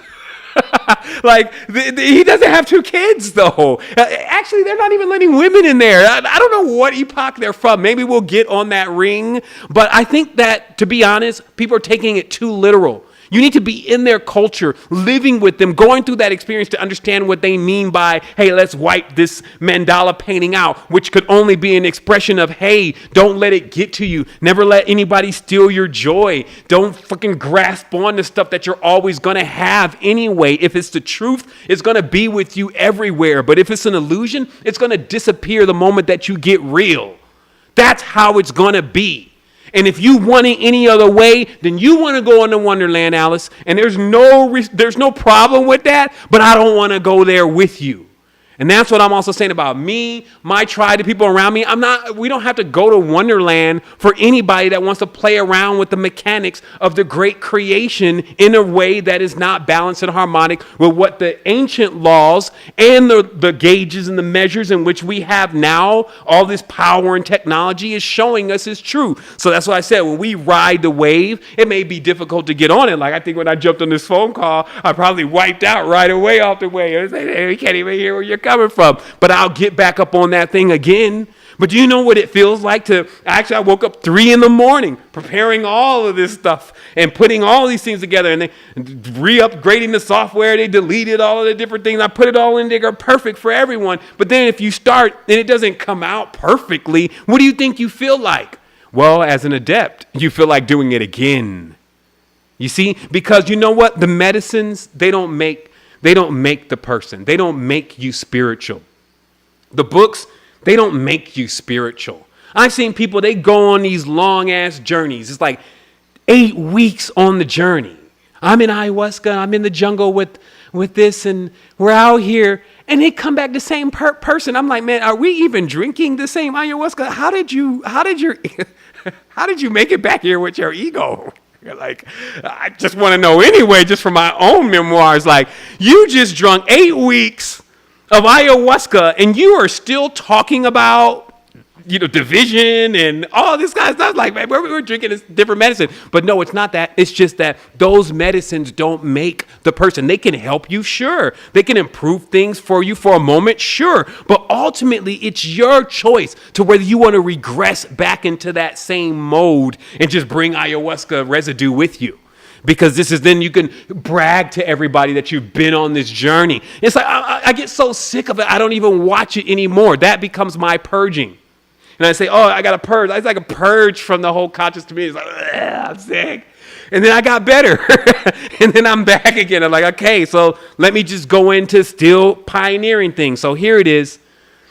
That last 49 to 56. This is the last stage of the wheel and the spokes of the ladder of lights. The step that you take, you're now ready to travel beyond the chakras. And it's very important that again be just hammered in properly. 49 to 56, the 8th cycle, ready to travel beyond the chakras. Because see, then you'll realize all the little games with the kiddies, playing with the Legos, building all of their structures and different things and making things have more value for them. And all that stuff is still a part of the world of the creations. Wow, you're the creator. And enter the 9. You see what I mean? Like, you better come correct. It's like, you can't even come. You won't even be getting into the greater level of the orgasmic nature of existence if it's still somebody over across the table you beefing with. Be like, yo, is that Charlemagne over there? You know what I mean? You got still somebody you're beefing with over there. It's like, that's not how the mechanics work. You just understand their place, right? So that should be clear. So now let's think about this. Let's reflect upon this. Sometimes, and in many cases, we do what we hate. That's why we don't want to actually start running the judgment game, because then it starts getting run on you and then you get billed. Like, all this is about right now is cosmic banking. People are getting billed. They've overvalued life and the emotional experience. Right? And now they're burned out. They're in debt. So their wheels are not really turning. It's like the ka-ching, ka-ching, like on a slot machine. The wheels are no longer turning. They're not lining up. They're not balanced. That's what that all is about. So now we'll hit a 777 real quick and we'll start looking deeper into that. We do what we hate. This is why we don't want to start this game going of the yin yang, yin yang, yin yang, yin yang, yin yang. It's like ping pong with a master Chinese. You're like, why? Because you possess, but you don't want to be possessed. Right? Like, think about possession. Oh, how horrible. How horrible. Oh my goodness, this is demons. But yet you possess. She's mine. He's mine. It's my baby. Nobody's going to be with her. You better go nowhere. Same thing. Same thing. No. It's not the same thing, right? Right? Or is it? This is what happened. Well, I'm not doing it that much. According to who? Like you're on what cog? It may not be a lot for you, but anybody below you is catching the flux. Meaning your generations are going to catch the flux. Your kids are going to catch the flux because that little bit that you think that you're doing, that you're judging everybody else for also doing, and you're not doing as much, you're going to get billed for that. So here's another one now. We also hate to get judged. We hate it. Like somebody says something about us. It's like, I really don't like the way that they bring the message. What? But you hate it to actually be done to you. It's like that person is not there. Okay, I don't think they bring the message so well. What? This is why it's great to just keep encouraging everybody, right? Like, hey, namaste. I see the divine in you, you alien. I see you, you sexy alien. I get it. Like, I don't want to start just hitting you with the bombardments, like boom, boom, boom, boom, boom, boom. You're the worst. Because then you're like, I'm only doing a percentage then of something that is much more greater in another space. More importantly, since it's all the same thing, even when I do it a little bit, what do? This is a big point. Even when I do it a little bit, this is why it's great to train oneself not to do it.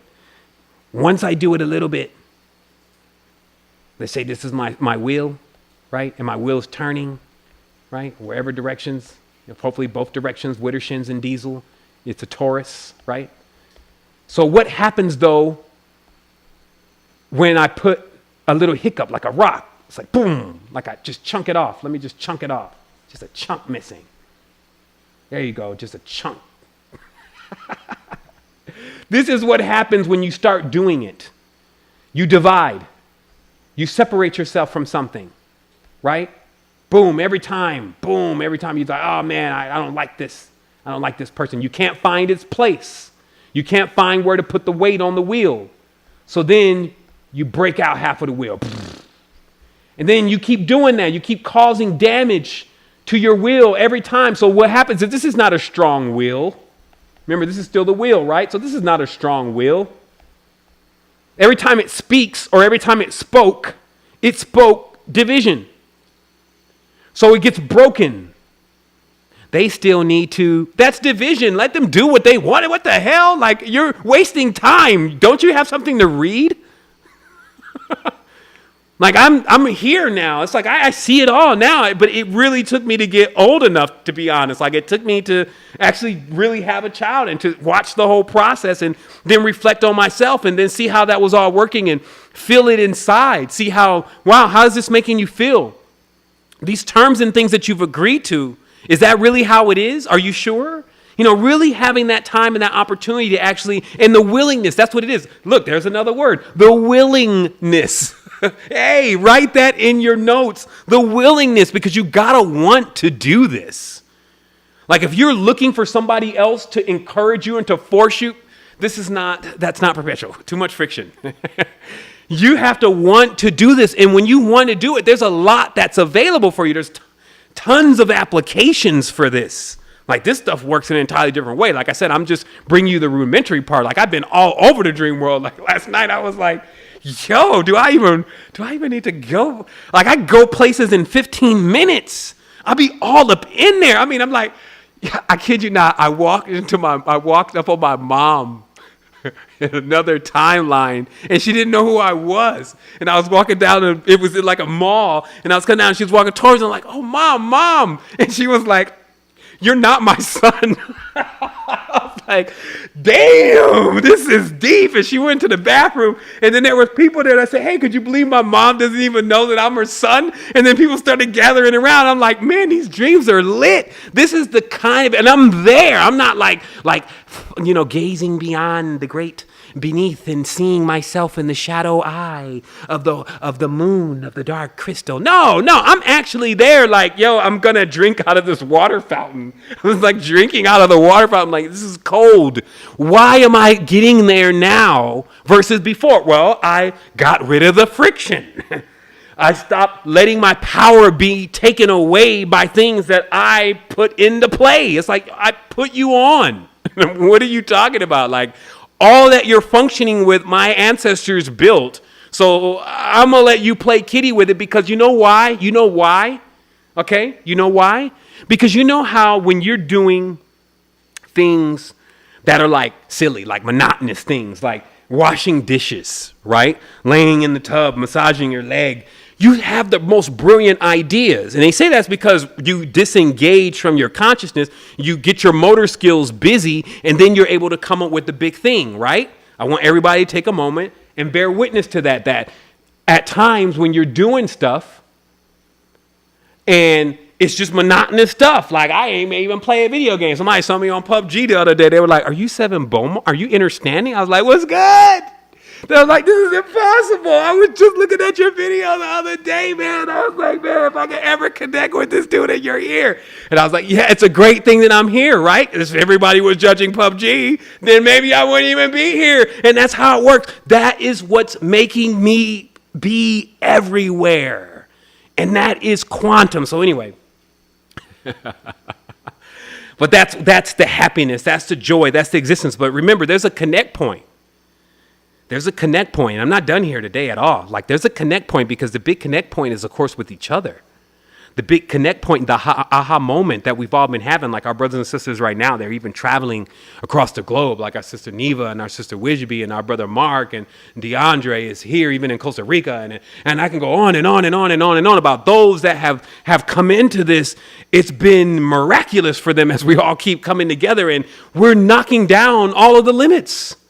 That's what we're doing, because we're able to go to the blueprints like, look, I don't care when you stop doing it, but just at least know that this ain't going to get you nowhere. And we're sober enough, we're mature enough to say, yeah, this is not going to get me nowhere. And it's okay if you want to stay there. You got the brake engaged, homie, but don't be mad if I drive off, but at least you know the brake is engaged. And that's why I was saying about in the beginning of this conversation, it's like to keep watching people perpetuate and do the things that the same thing they're complaining about I can't jump in there with you anymore. To watch people so desperately grasp upon their own egos and all the different fanciful creations that they put in their mind and then try to throw it back up onto your plate. It's like, I'm not going to get into that anymore. Why? Because I also, and this is what I was bringing up here, what is most important is that there's a thing here, and this is one of the biggest things you should know.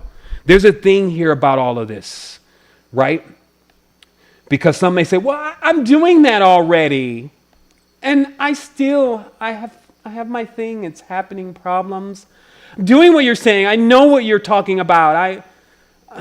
You're just not telling me anything I don't know already. That's the ones that, they're so elevated. They always got to get like one step above you. There's the thing. In the cycle, we have this thing that we call an anu. Okay, so this is where we get the word annual, right? Which just basically means one turn, okay? Like a turn, right? So the rotation must go completely round. Now, because everybody, especially based on their uniqueness, I love to put that and bring that into play. It's as unique as your fingerprint, has a different orbit. Some have long cycles to still go through. Some are almost in the center working with the precision, right? What happens though is that anything that you're looking to apply though, and to get functioning and working, it needs to go an entire term, okay? It needs to go an entire term. That's why the word turn and term are sounding the same, because the entire term or turn or course, okay? Now, some people looking at it as the curse. Like, I don't want to be here anymore. It's demonic. It's cursed. The earth is cursed. It's your course. So as you're going through your course, what happens though is you got to complete one anu. That's why I said you got to get a ring. Even if you get almost there, just almost there. Because that's when stuff gets that's when it's all on the line then. You see, like I had masters already talk to me earlier, and they were like, those are my OGs. They're like, yo, Seven, I'm going to tell you about this time that I was about to become a millionaire. And I was in China. And I was in the back of the cab. And I had the briefcase full of the assets that I was going to go and take in. And somebody drove by on a bicycle and grabbed the briefcase right out of the back of the car and kept going. And I got out of the car, but because the traffic was so dense, there was no way I could catch this guy. And there my $1 million went. And the lesson and the moral of the story is, when you get close, don't slip, because that's when the heat is really on. And I found that in life to be true. I found that when you get really, really close, you got to be really, really on point. That's why right now, I run the quantum drive. I don't work with the frictions and the divisions and all that because I got something I need to pull off. And there's a lot of people involved. There's a lot of souls involved. There's a lot of children involved. There's an infinite future here involved. This is a high stakes. It's a game nonetheless, but a high stakes one. To lose here, to push back from the table would be grievous. It would make one ravenous. So it is very serious here to counterbalance these weights properly in this projection, especially with these heavy cruisers and these big celestial bodies. Like as a soul, when I see human beings, I see souls. And as the power of a soul, like that's a unit of energy. You know that, right? Like 6 souls. Go look it up. Souls are units of energy. So it's like, this is 10, 12, 14 souls. Do you know how many quantum heavy body cruisers you could run on 12 souls of kilojoules across the cosmic projection, navigating the abyss where there is no end? Do you understand what infinity means and how we have to gauge our entire experience to pace ourselves for forever? I'm pacing myself for forever. Do you know anybody working on that right now? They are finite, and they are also a part of me. And that's why I say to eliminate all that finite experience, like throwing stuff away in the trash, imagining it's going and disappearing, and even actions when you say things to people, not being mindful of where your words are going, how that's affecting people, not thinking about how much people have invested in your life and into your existence, how your own mother and your own father have actually invested and sacrificed and put in all of their time and their work to create you, for you to snarl up your face. When you've been given water, when you've been given breath, the most precious things, but yet you want more. Now you want entertainment for things that are lesser. You want to eat smaller pieces and become greedy. Crawleth upon thy belly, not having the legs again, old serpent. This is really what this is about. This is the quantum existence. And so this is the kind of things that I need to hear. This is the kind of things that I need to breathe. This is the kind of connection that I need to have in order to survive. That's what I've done to this vehicle. And that's why I said when you're eating yourself, because that's what you should be aware of that you're doing, old Ouroboros. When you're eating yourself, make sure you taste good. That's why it's important to invest in self. How is everybody feeling today? It's like, is your mind answering for your legs? You got your knobbly old legs over there. Is your brain answering for your lungs and your stomach when you got rinions and all sorts of tapeworms and stuff moving through you? Is your brain saying, yeah, we're okay? Because it's narrating your life now like it's a Facebook and like it's an Instagram that everything has to be curated now? Have you started talking about yourself in third person, what he and she wants to do, separating yourself between multiple bodies, distorting and dividing yourself, yet ye want power? Can you press beyond? Man, come on with it. Anyway, let me start showing some of the actions and some of the deeds here. I didn't get in here to just tell you magnificent things, even though it is great. I also came here to show you magnificent things. And this is also even why I haven't even been here mostly on this microphone, is because I've actually been also building what I know actually brings a solution. So let me look at my notes. One more thing, the metaphysical singularity, because everybody's got their boogeyman. They didn't set themselves up for another 2012, but this time it's 2020. They've changed the timelines again, and here it is now what's going to happen. Prophecy, prophet, prophesy. What is going to happen? Singularity, what does that mean? Well, I gave you one part of it, how everybody wanted to jump into VR and play around with ray trace chicks and dudes that they can actually get stimulated by packs that they put on with your own Kickstarter even right now, to where you can feel the expression, and then people start rubbing on the silicone until they realize that, it's not real enough, right? I want more, but yet you breathe air, okay? So what singularity is about the awareness that everything here, including this right here, you get on one, right? I mean, way up there. And you look at this again, and you tell me what you see. I'll tell you what I saw. I saw self. I'll tell you that even on a time in which I was lofty, looking at everything high above, seeing everything, and then realizing, because I had that visual, being able to be in a space where there's not trees around you, not a room around you, not a people around you, not a circle around you, but a place where you can see infinitely and broad enough to where you can open up the real eye of Ra with all the measurements and the machinations and all of that. When you open it up big, then you see the whole form. And it'd be sitting back there like, hello, like a big Cheshire cat back there grinning at you. And then you have a choice. You have a choice to either fall to pieces in utter insanity, of being aware that all is really self and that every single thing, even if it's plastic, is all coming from the earth, which is all one being, or you laugh and you open up your crown chakra, you smile, and you take it all in. That's what it is to be a quantum being. There's no separation. You take it all in. You cry, you laugh, and you get motionless, unmovable. And you can do all those simultaneously. This is balance, full spectrum. So, some last thoughts here. Quit handicapping yourself and others around you. It's like this whole thing, it's like we build together. We go together. It's not about one person. Oh, this one person responsible for this. 7 didn't do this. 7 didn't do that. What are you doing? We're moving together. This is a quantum solution. Stop handicapping yourself. Why are you not talking to me? You're handicapping yourself. We can talk. But there's other things that you need to learn before we do. Especially to really be having a great conversation. This is where I talk at. I don't answer questions. But how I truly like to communicate, I need way more peripherals. I don't need limitations in order to be able to communicate who I am. And there's spaces. That's why the dream world is the quantum space. What does it reveal? What does it reveal to be quantum? It means that in every single point in that moment, you're there. You're in. You love like you've never loved before. But it's only because you can let go. Think about it. The dream world is the quantum space. You'll have a dream and you'll be so entangled. But then in the morning, when the morning comes, you forget. It'll wash all away.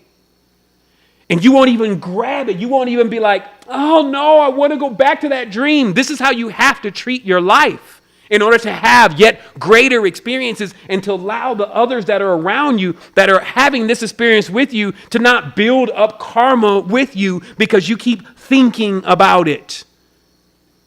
Right? I mean, we're talking about the what we call the evil karmas, the ones that must be paid back in the galactic banking systems of debt, where you were trying to find somebody that owed you something. Okay? And so when you want to blame somebody for something, then you're trying to find somebody that owes you something. Right? And then when you say, pay that debt to me, which is what you're saying even energetically, pay me back, now you're putting them in debt. They then give you what it is that you're demanding from them. Here. And they give it to you. Now they're in deeper debt. So they become even more diabolical with what they do to earn. This is what's happening all on the spiritual plane in the exchanges of the energy. There's not a time that we're going to be going to where you're going to be processing a different existence. This is all existence now, and it's a continuum. So like I said, either you're going to whine, you're going to go to sleep like a little baby, or you're going to wake up. You're going to wake up, and you're going to stand on the foundation that you build, and you're going to bring others, which are self, into that, and you're going to see all of the whole experience rather than just little parts of it, and it is going to make you wise. But it is a strong dose. It's a strong dose of medicine, and you're going to be required to stay balanced, and that means that you have to live it. And the easiest way to do it is, if you don't feel like doing it, don't do anything.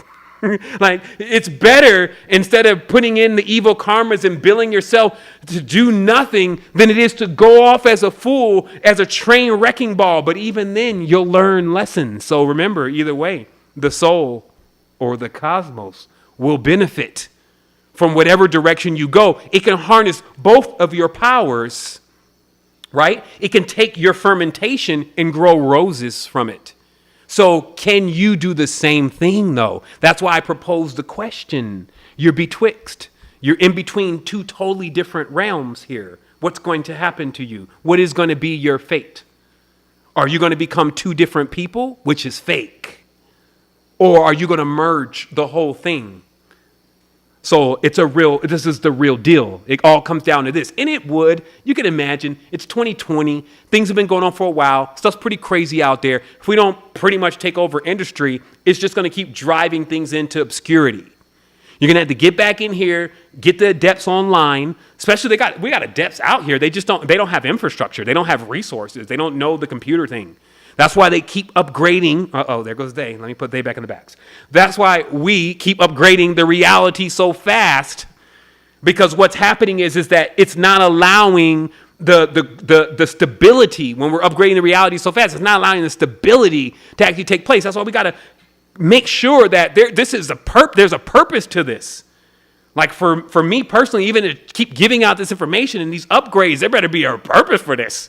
Like, you don't want to get everybody off on that diving board and then there's no water down there.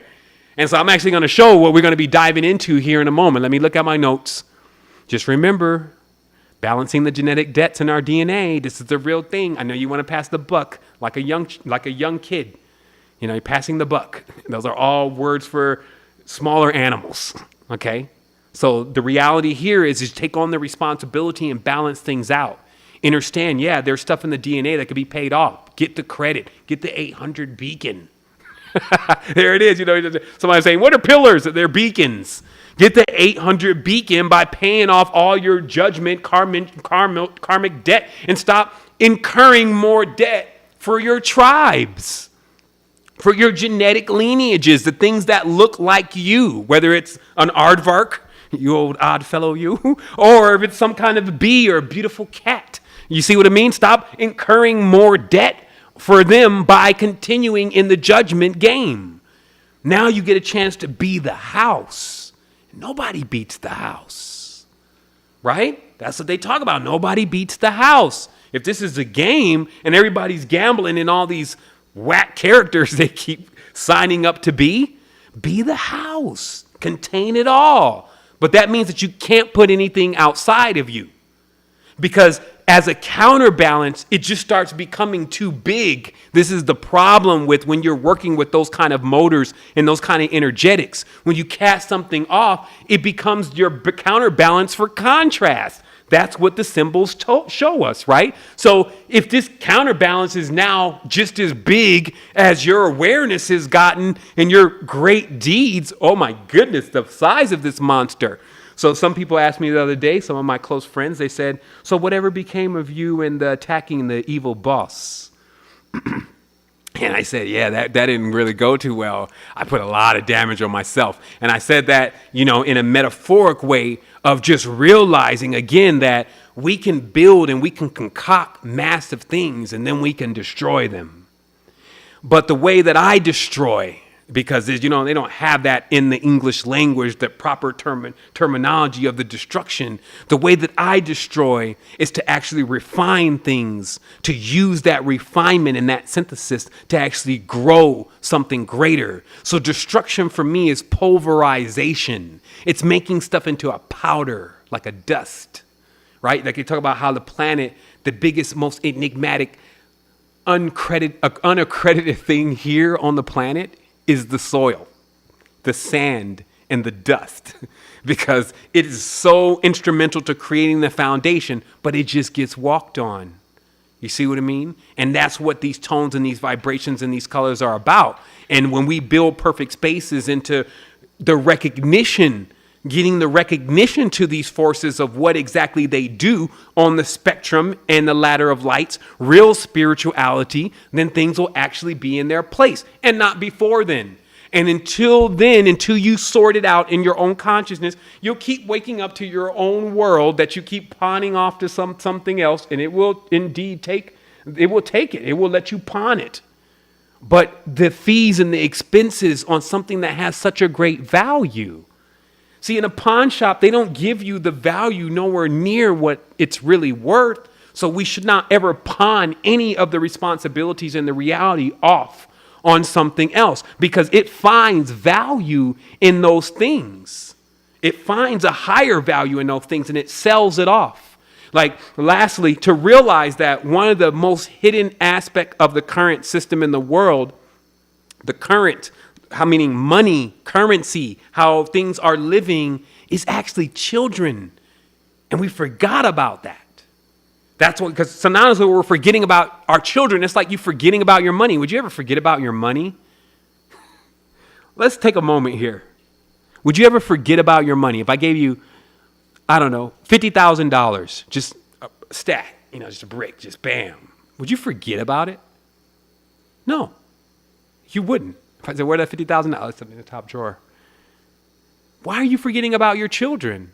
And if for those that say, I don't have kids yet, all the children are all of our children. That was the master lesson. So you're forgetting about our most valuable thing, really. Some people, they make that statement, and they're like, yeah, I know, kids are our most valuable. But no, really, they were the current. Did you know the Chechens were responsible for delivering every 4 years, 100 boys and 100 girls to the crown colony? That was what they had to pay. As many have been digging up in the mud flood stories about entire trains of children being shipped into the United States to build the infrastructure when the new world was being created. The pictures of even places also like China back in the day using the child labor. How children were sold, how even parents' conscience had become so degraded, had become so divided that even parents were having children to sell them. And that if a woman had a very beautiful daughter, the price during this time was roughly 60 pounds. So $100 is how much a child sold for and the value of a child. Women even less.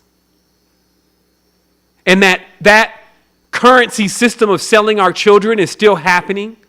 That industry is still robust.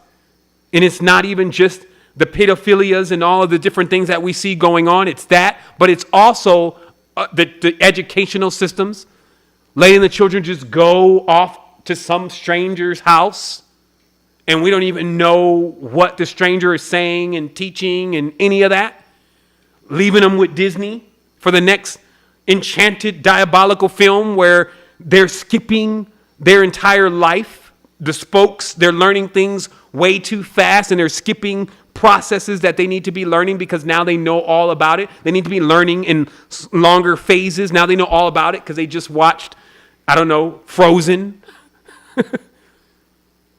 Right? So just remember, this is a high stakes game. The reason why it is a game also, because a lot of people don't know what that word really means. They think it's just their PlayStation. No. It's a reference that is given to when there is a more superior system. There is actually a more superior system. It's way more serious there. What you do over there affects everybody. That's why most people are not allowed access in there. It's like the parents not allowing the children to be able to access that part of the vehicle, because when you access that part of the vehicle and you do things, it affects everybody. Okay? So, yeah, it's just, wow, the knowledge is powerful. Knowledge is everything. And the wisdom and the application. I don't want to get hung up on the words here. Knowledge, wisdom, application. These things are going to govern your existence. But also, if you feel offended, if you feel like something was told to you that wasn't true, now you need to get your point across. You're playing with yourself. And what I was explaining is why they call it a game. That's what it is. You're playing with yourself. Because look, why they call it a game is because there's one far more superior. It's way more serious. One move there affects everything. So because that one exists, this one was denoted as the illusion, the game. Because it's not as serious as that one. And this is a matter of time. It's a matter of, just like we talk about in the wheel and waiting and spokes, that you can even do all of that here versus there. Every move that's made, every breath you take, everything you think, all that comes into play right away and begins to affect everything in the creation. Just like with a parent. If you think this is so far off, it's just like with the parent. So you're the parent. So every decision you make, if you drive off tonight, leave the kids at the house, go to the club, one of the kids get a hold of some matches, set the whole damn house on fire because you wanted to go party. It's because you put a child in a place with responsibilities that was going to affect everybody. And you did not think for one moment to not put them in that position. You think the ancestors, the great beings, macrobes, etc., are doing that? Absolutely not. They're beyond your concept of the depth. So thus, that is the serious zone. You're not allowed access to that, especially in the dualistic mind frame. You're just going to kill yourself. Literally, you're going to kill yourself if you reach that stage and have not fixed your crossed wires. Okay, so this is very deep. Look, it's all even in the words of what I just said. So you want to understand how this non-judgment balance plays out with the quantum motor, because you engage the quantum motor in duality, you're just going that fast towards a brick wall. And now, because it's 2020, gloves are off. This is now the time where it's no longer, oh, well, they can't have the knowledge yet. They're not ready for the knowledge yet. It's not any of that anymore. Everybody in this space catching this transition is actually all at that same spectrum. I didn't say level. Spectrum, holding space, oscillating through the spectrum until they can do like what we talked about is the last stage, which the last stage is actually coming out of the chakra, coming out of the divided worlds. Now they have a use, because you got these people, they want to take out the chakra. I'm taking out your chakra. Where are you going to put it? The chakras are the evil things that were created. Come on, man. Like, what are you in, second grade? Nothing is here that is not supposed to be here. Put it in its place. And that's the check to all masters. That's why you see me at 100,000 subscribers. They're like, I hate him. Unsubscribe. And it's because when that hammer of Thor truth lays it down, if you're not there with it, it just feels like it hits you. Bam. Now, some of us can take it. I love getting it with it. Like, hit me again. Break all of this up. Break it all down. Like, I want perfection. Why? Because I'm going to live infinitely and I need a perfect cycle. So I'm conscribing myself to it. It's like, yo, take me. Take me to self. It's like, oh, I'm there already. Okay, thank you. Humbled. I'm appreciate it. What else should I be doing? Nothing. Okay, meditating. I'm going. Am I think? Oh, okay. I'm not thinking anymore. I went through and will continue to go through this process because the rewards are there, not the responsibilities. I'm in the responsibilities now. So lastly, I just want to repeat something. People have a psychological disposition to want to take down the supervillain. Okay? It's a psychological disposition. It's actually that's been studied already in psychology, especially based on the environment, the welfare concrete, all the different things that we've been trained under, how the mind has been reworked, that 1 to 7, I'll show you the man. All of that is designed to where the psychological disposition of the being that has been put in that programming actually wants to take down the supervillain. However, life is just more complex than that. There is not one being back there. It's not. It's several factions. Several different people with multiple reasons. Some that you would even agree with. All practicing a form of division. And now, instead of acting like we're living in an X-Men comic book, it's time for us to realize that our wonder weapon, our one wafa, our going to the north, our Ubermensch, our superhuman, which has now become an alien aspect of the consciousness, meaning something foreign, is each other. This is why when you're looking at somebody, you're talking to somebody, and you're like, you see somebody different, you should become fascinated by that. Rather than turned off, like, oh, they're not doing what I'm doing. They don't believe what we believe in. Especially when it's outside of the box. Like, there's a lot going on inside the box. I definitely gotten tired of that. Like, just the standard Netflix program running in most people's brains. That's not what I'm talking about. I'm talking about the rarity, right? So getting into that again. So I want to show something really briefly here. One is I wanted to give also a special thanks to all those that are listed here. This is a page, by the way, we announced on October 8th, Auspicious Day, Dussehra, which is the time in which good and evil should become balanced. The whole good triumphing over evil thing, as I explained before, it doesn't make any sense to me anymore. I think this is it's going too far. So where we have to be is we have to be in a space where we're realizing anytime a program is introduced, in order to not get a lump in our wheel, like we talked about earlier, watch how things work. Watch others and watch yourself with this whole division thing. So, and speak things the way they are. Speak things the way they are, which is balanced. So there is a day on October 8th, and it equals the time in which there is supposed to be a balance finally happening. Okay? That is what's being expressed. That was on the 8th. Now, we also went through Rosh Hashanah, Yom Kippur, update to OS Catalina. But seriously, there's just a lot going on all right now. Why? Portal's open. 8. October. It's not the 10th month. It's the 8th month. Oct means 8. It's the infinity right here, all open. Ancestors have delivered since the Day of the Dead, which was earlier. That was towards Easter, somewhere around there, showing us who we really are, showing us our gifts, what we could inherit if we just come out of the prison, come out of the prism spectrum of the colors, playing around with yourself. Get out of the getting broke all the time and come into the total spectrum and see who you truly are. And now that many of us have accepted that and said, yeah, I'm ready. I've been banged up on here too long. You know, you even have pictures of Jesus or the Messiah's in the spokes of the wheel, like riding the spokes of the wheel. And they're showing getting banged up on the spokes of the wheel too. And this is just about being able to ride this wheel. And so now we've gotten to a stage where we're actually been capable of now riding this wheel in balance. On this unicycle, really doing it. And where that's opening up for us, it's bringing us to what needs to be done. And so I wanted to show that also. Okay, so on the 8th, we started making the migration into the new site. We finally had to push the button like, okay, we got to go into beta because there are things that you activate after you activate other things. And for us to even activate the first one, we need to have everybody inside the platform.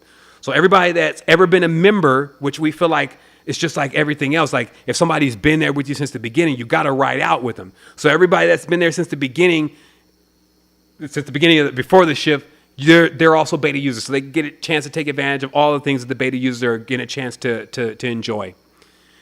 We're opening this new site. This is probably going to be around Wednesday, but we've already started making the migrations, and we have basically 90%, 95% of the migrations done.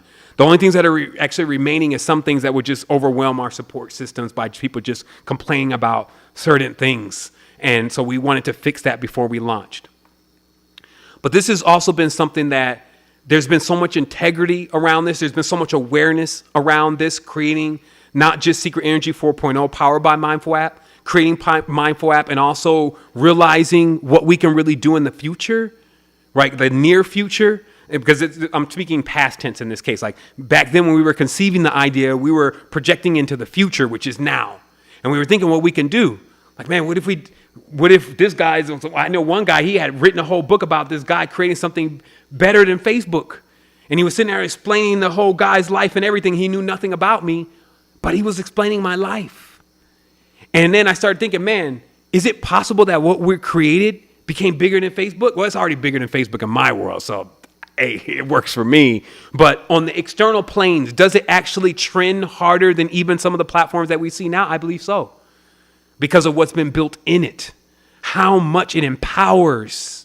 How much it's not about just leaving you haphazardly to stay on the web all day so they can sell advertisements on you. No. Something that actually brings you into attunement and alignment with all that's going on around you and connects you with people. Even when a person spouts off the technology, it's like, oh yeah, we should have this, we should have this. And then it should have this, and then it should have this. Being a tech giant lets you know every time somebody says they want to have more things, it not only means more resources, it means more complexity. And this is a real world. That's why YouTube, what do they do on YouTube? Just videos. Do you see YouTube doing payment plans and YouTube doing products? And no, they just do videos. Okay, so for us, we have about 40 actionable points inside of our system, all equally powerful. So we're not doing one thing, we're doing 40 things. So what does it take to deploy that kind of technology? First of all, it takes a lot of perseverance. It takes knowing that I didn't get too far in over my head, that I can really do this, that even if we don't have the resources, when I say we're still building it anyway, yeah, beat the drum louder, that's still behind the scenes. I'd be like, yo, we're going to do this. And we don't even have a budget for this. We're going to have to trim everything down. And actually, it's like, bring me all the parts. And then we're going to use it for this. And really making those moves and know how to move with those moves precisely. So I want to say that we were able to raise $70,000 out of $400,000, which was a real quote. It was a real price that we were given of how much it would take to actually build this site to this level. We sketched out everything in phases, and it's great to be at phase 1 already, meaning we were able to build a system within the period of a year that is the world's first conscious ecosystem. It is not just a statement, let's build a conscious social network. Oh yeah, let's do it. No, it is something that we've actually done. So let me take a minute to read a note here.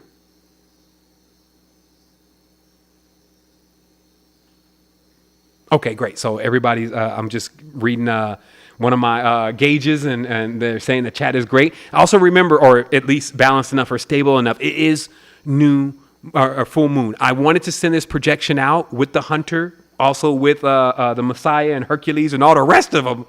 Whoever, bring them all. I wanted to bring this energy in, and I wanted to ride this wave. I knew when I was going to jump on this wave that I probably would fall off and wipe out the first time in Jaws. But I knew I was going to keep getting back on the board. And this is what I mean even today. Like when I calculated when I was going to do this presentation, I calculated it for the most power.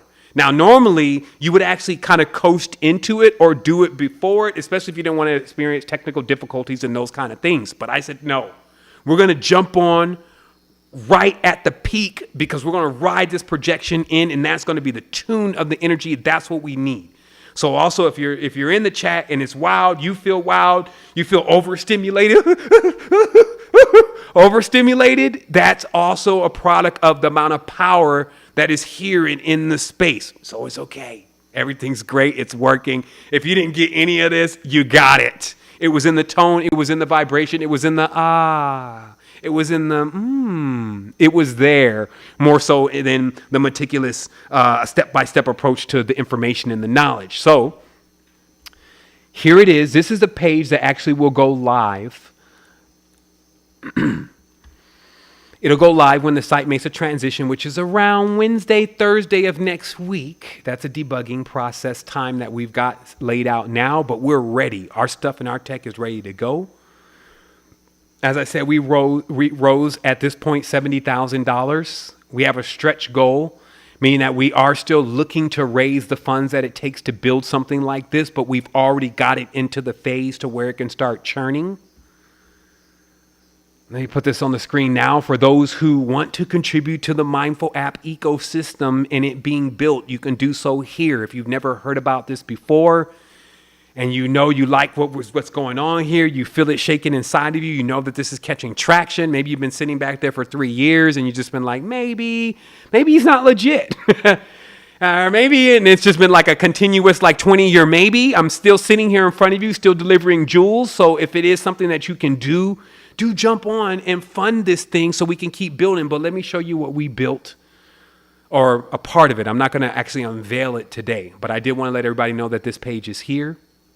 And I also, because what I'm also building is this massive system of transparency where you actually get a chance to see the current that's moving through the system. That's part of our design that we're going to be deploying later. But the reason why we're doing that is not only so that way when we start mindful funding, which is actually contributing towards big projects that people have going on, like creating homeschools for consciousness, etc. We want everyone to be able to see that current moving through and know where that current is going. And so part of that transparency, I want to show everyone right now, because I made a statement the other day and I talked about how that we built something that takes about at least 50 developers. You know, that's on the trimmed down end. Like I talked to some guys at Work Human, they have 400 developers there. Okay. We built something that not only takes a large amount of developers, but it also takes a lot of resources. And through one way or another, I've been able to continuously power this journey, and those that are around me, the pillars and the beacons, we've been able to power this journey to this point. As I said, we raised $70,000. But I do want to just bring people a window in very briefly to, this is one developer, right? So this is one of our senior developers that has been online with us to build this project. The reason why I wanted to bring this up, because some people may be like, okay, so where's the $70,000? Because they don't even understand technology and how much technology costs, and why somebody hasn't already built a big giant ecosystem for everybody, because of what it really amounts to from a number scale. So I want you to take a look at this just very briefly and just see that since our great friend, which I blot out his name so people don't start harassing him, no telling what they would do to him if they just even knew his name. You should be surprised of some of the stuff that goes on around here from some of the people that are watching and the things that they do. So it's even that kind of thing going on. You would think everybody will be glad that we're developing and building something, but no, you show somebody's name or their information, they're calling the people and they're telling them about negative things and discouraging. There's weird stuff going on, but we power through. Snowpiercer. $51,000, $543 paid to date. Now, he's going to bill out big this month too, because there's also a lot that's been going on. And this is one of the developers. So that $70,000 then just already got minus by $50,000. Not to mention when you're mindful funding and not 501c3 or all of those other kind of funding where everything is like a write-off. So then you get the government in your life. This means actually you're taking this in as what people perceive as profit. That's why or what the system perceives as profit. And that's why there's actual things that people get for when they make contributions. They get courses, they get discounts, they get all these different things. And that's how we put our funding together, to not go to Kickstarter, which they probably would have rejected us anyway. But what I'm saying is that even out of that $70,000, we have to pay 30% of taxes on top of the $70,000. And that's just one guy's bill. That has nothing to do with support. That has nothing to do with all of the meticulous things that are involved in building these kind of platforms. So that way we can do just what it says here. Arise together. You're looking at the landing page, which is the first page you dive into of Secret Energy 4.0. This is all I'm going to show of it today as far as our scroll through so we can understand what it does very briefly and what it's here to do, what makes it different.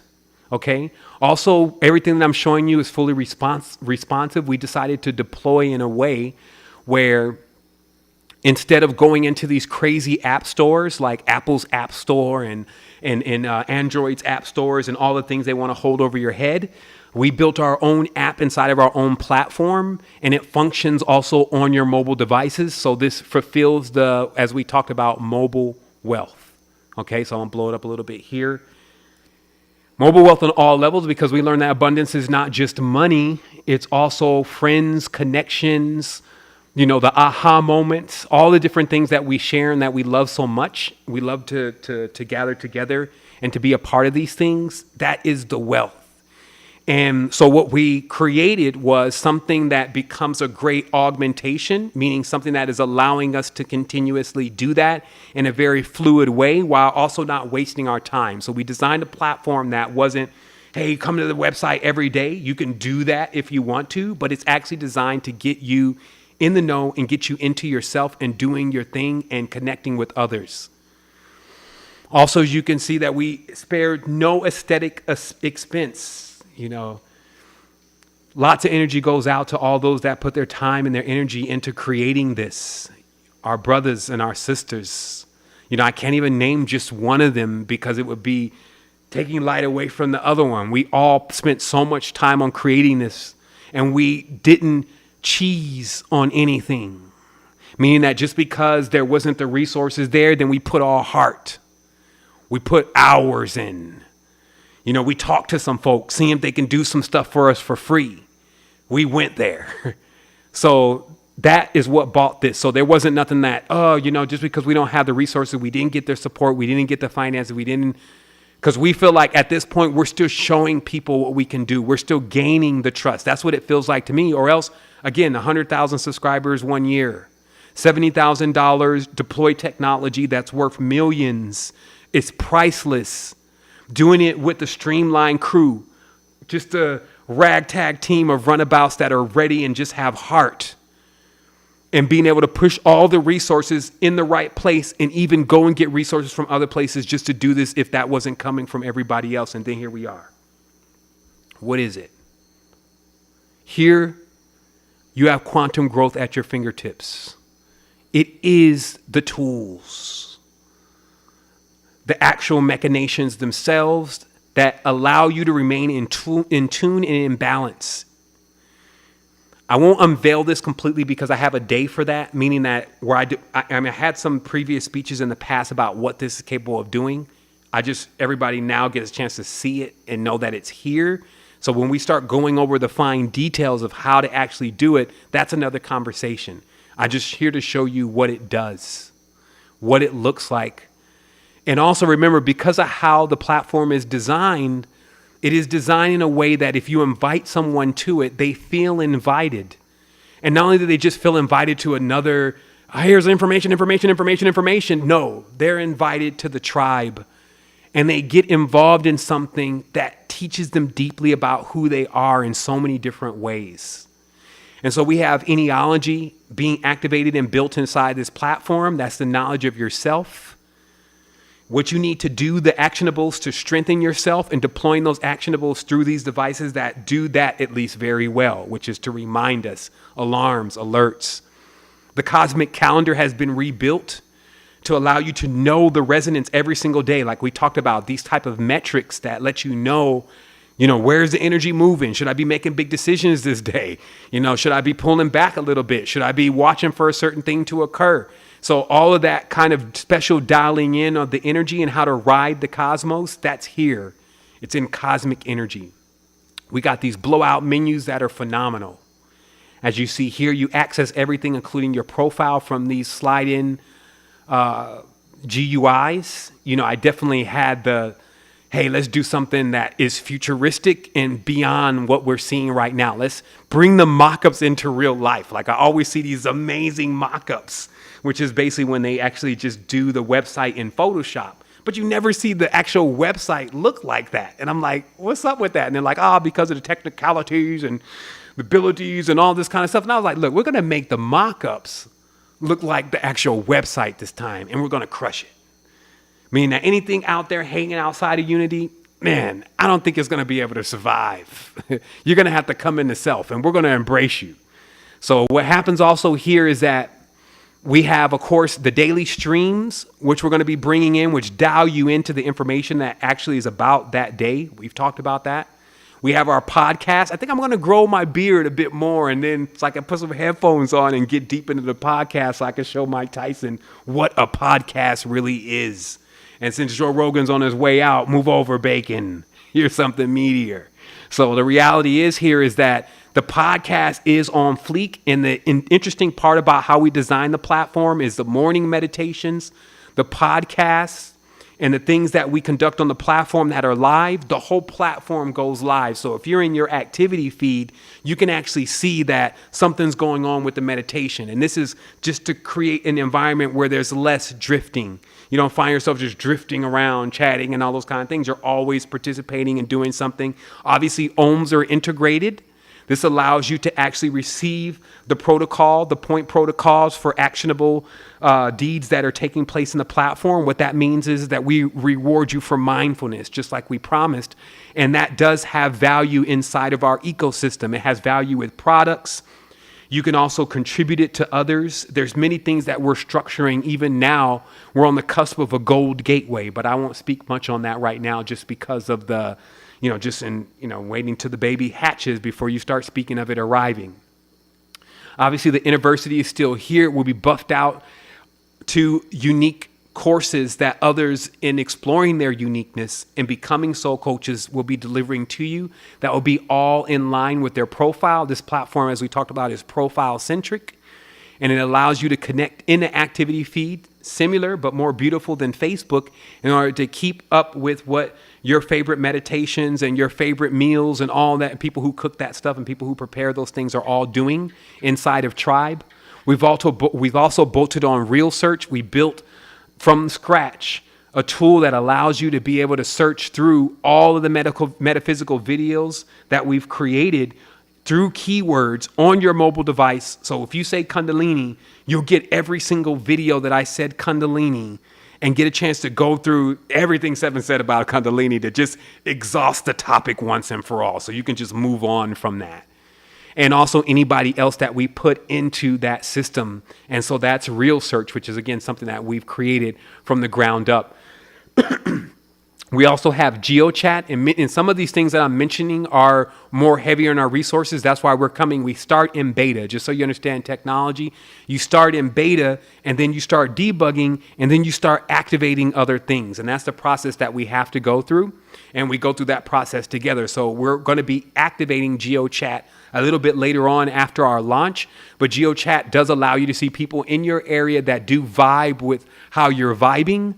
We even have deeper metrics that allow Enealogy to assist you with finding friends in your area based on their path numbers. We also have an interest cloud anyway that you fill out in starting the app. And that actually allows us to know people that or know how to connect you with people that are interested in the same thing that you're interested in. Obviously, there's the activity feed, as I mentioned. There's the unique assets, which we're going to be building on later. You still have your directories, which we're going to be placing so much more attention into. A lot have been liking to see a lot of people have been liking to see these podcasts that I've been doing with other brothers and sisters, bringing their message. And I'm going to be going personally through the directory and starting to reach out to those that are still available that are there and actually bringing them in and getting some interviews with them, getting some real connection with them and seeing what they're about since they are in that directory. And of course, we have these master courses that are coming that are just precise in what you want to know. And then obviously, this is something that everyone gets an opportunity to benefit from, especially since our goal is to replace the job. I've broken this down as something super simple. Get rid of the jobs. Give people actually a place where they can come and actually earn, become wealthy on so many levels. And I feel like that you don't really have to try to convince people to come in and to get wealthy. Duh. That's why not too many people have been able to deliver on that. But truly, it is possible. It's in the laws. It's actually in the laws of gamification, the theories of gamification, what you saw in cryptocurrency, what you see with WhatsApp, what you see with Facebook. When there's a lot of people all in one place, that's the greatest value, especially if they're exploring their uniqueness. And that's what makes this so different than your Instagrams and makes it so different than your Facebooks, is because this is letting you explore your uniqueness and giving you the Goonies, giving you the brothers and the sisters, the comrades, the other creators with you to go on that experience. And then also you're earning along the way. You're replacing the job. And this is it. This is the precipice. Like they couldn't do this because they were betraying themselves. So we did it because we're in tune with self. So we got a little footer here. And then obviously there's a store side to this. This is your main lander. Also remember that we have a very strong affiliation. Our commissions are high. And we have some amazing products that have come in. And I guess it's no longer accessible. There's migrations going on right now. So I'll close this up. But these will be things that you'll be able to see next week. And wow, because I get a chance to look at it because, I'm not only the client, I'm the president. I definitely can say we did our best.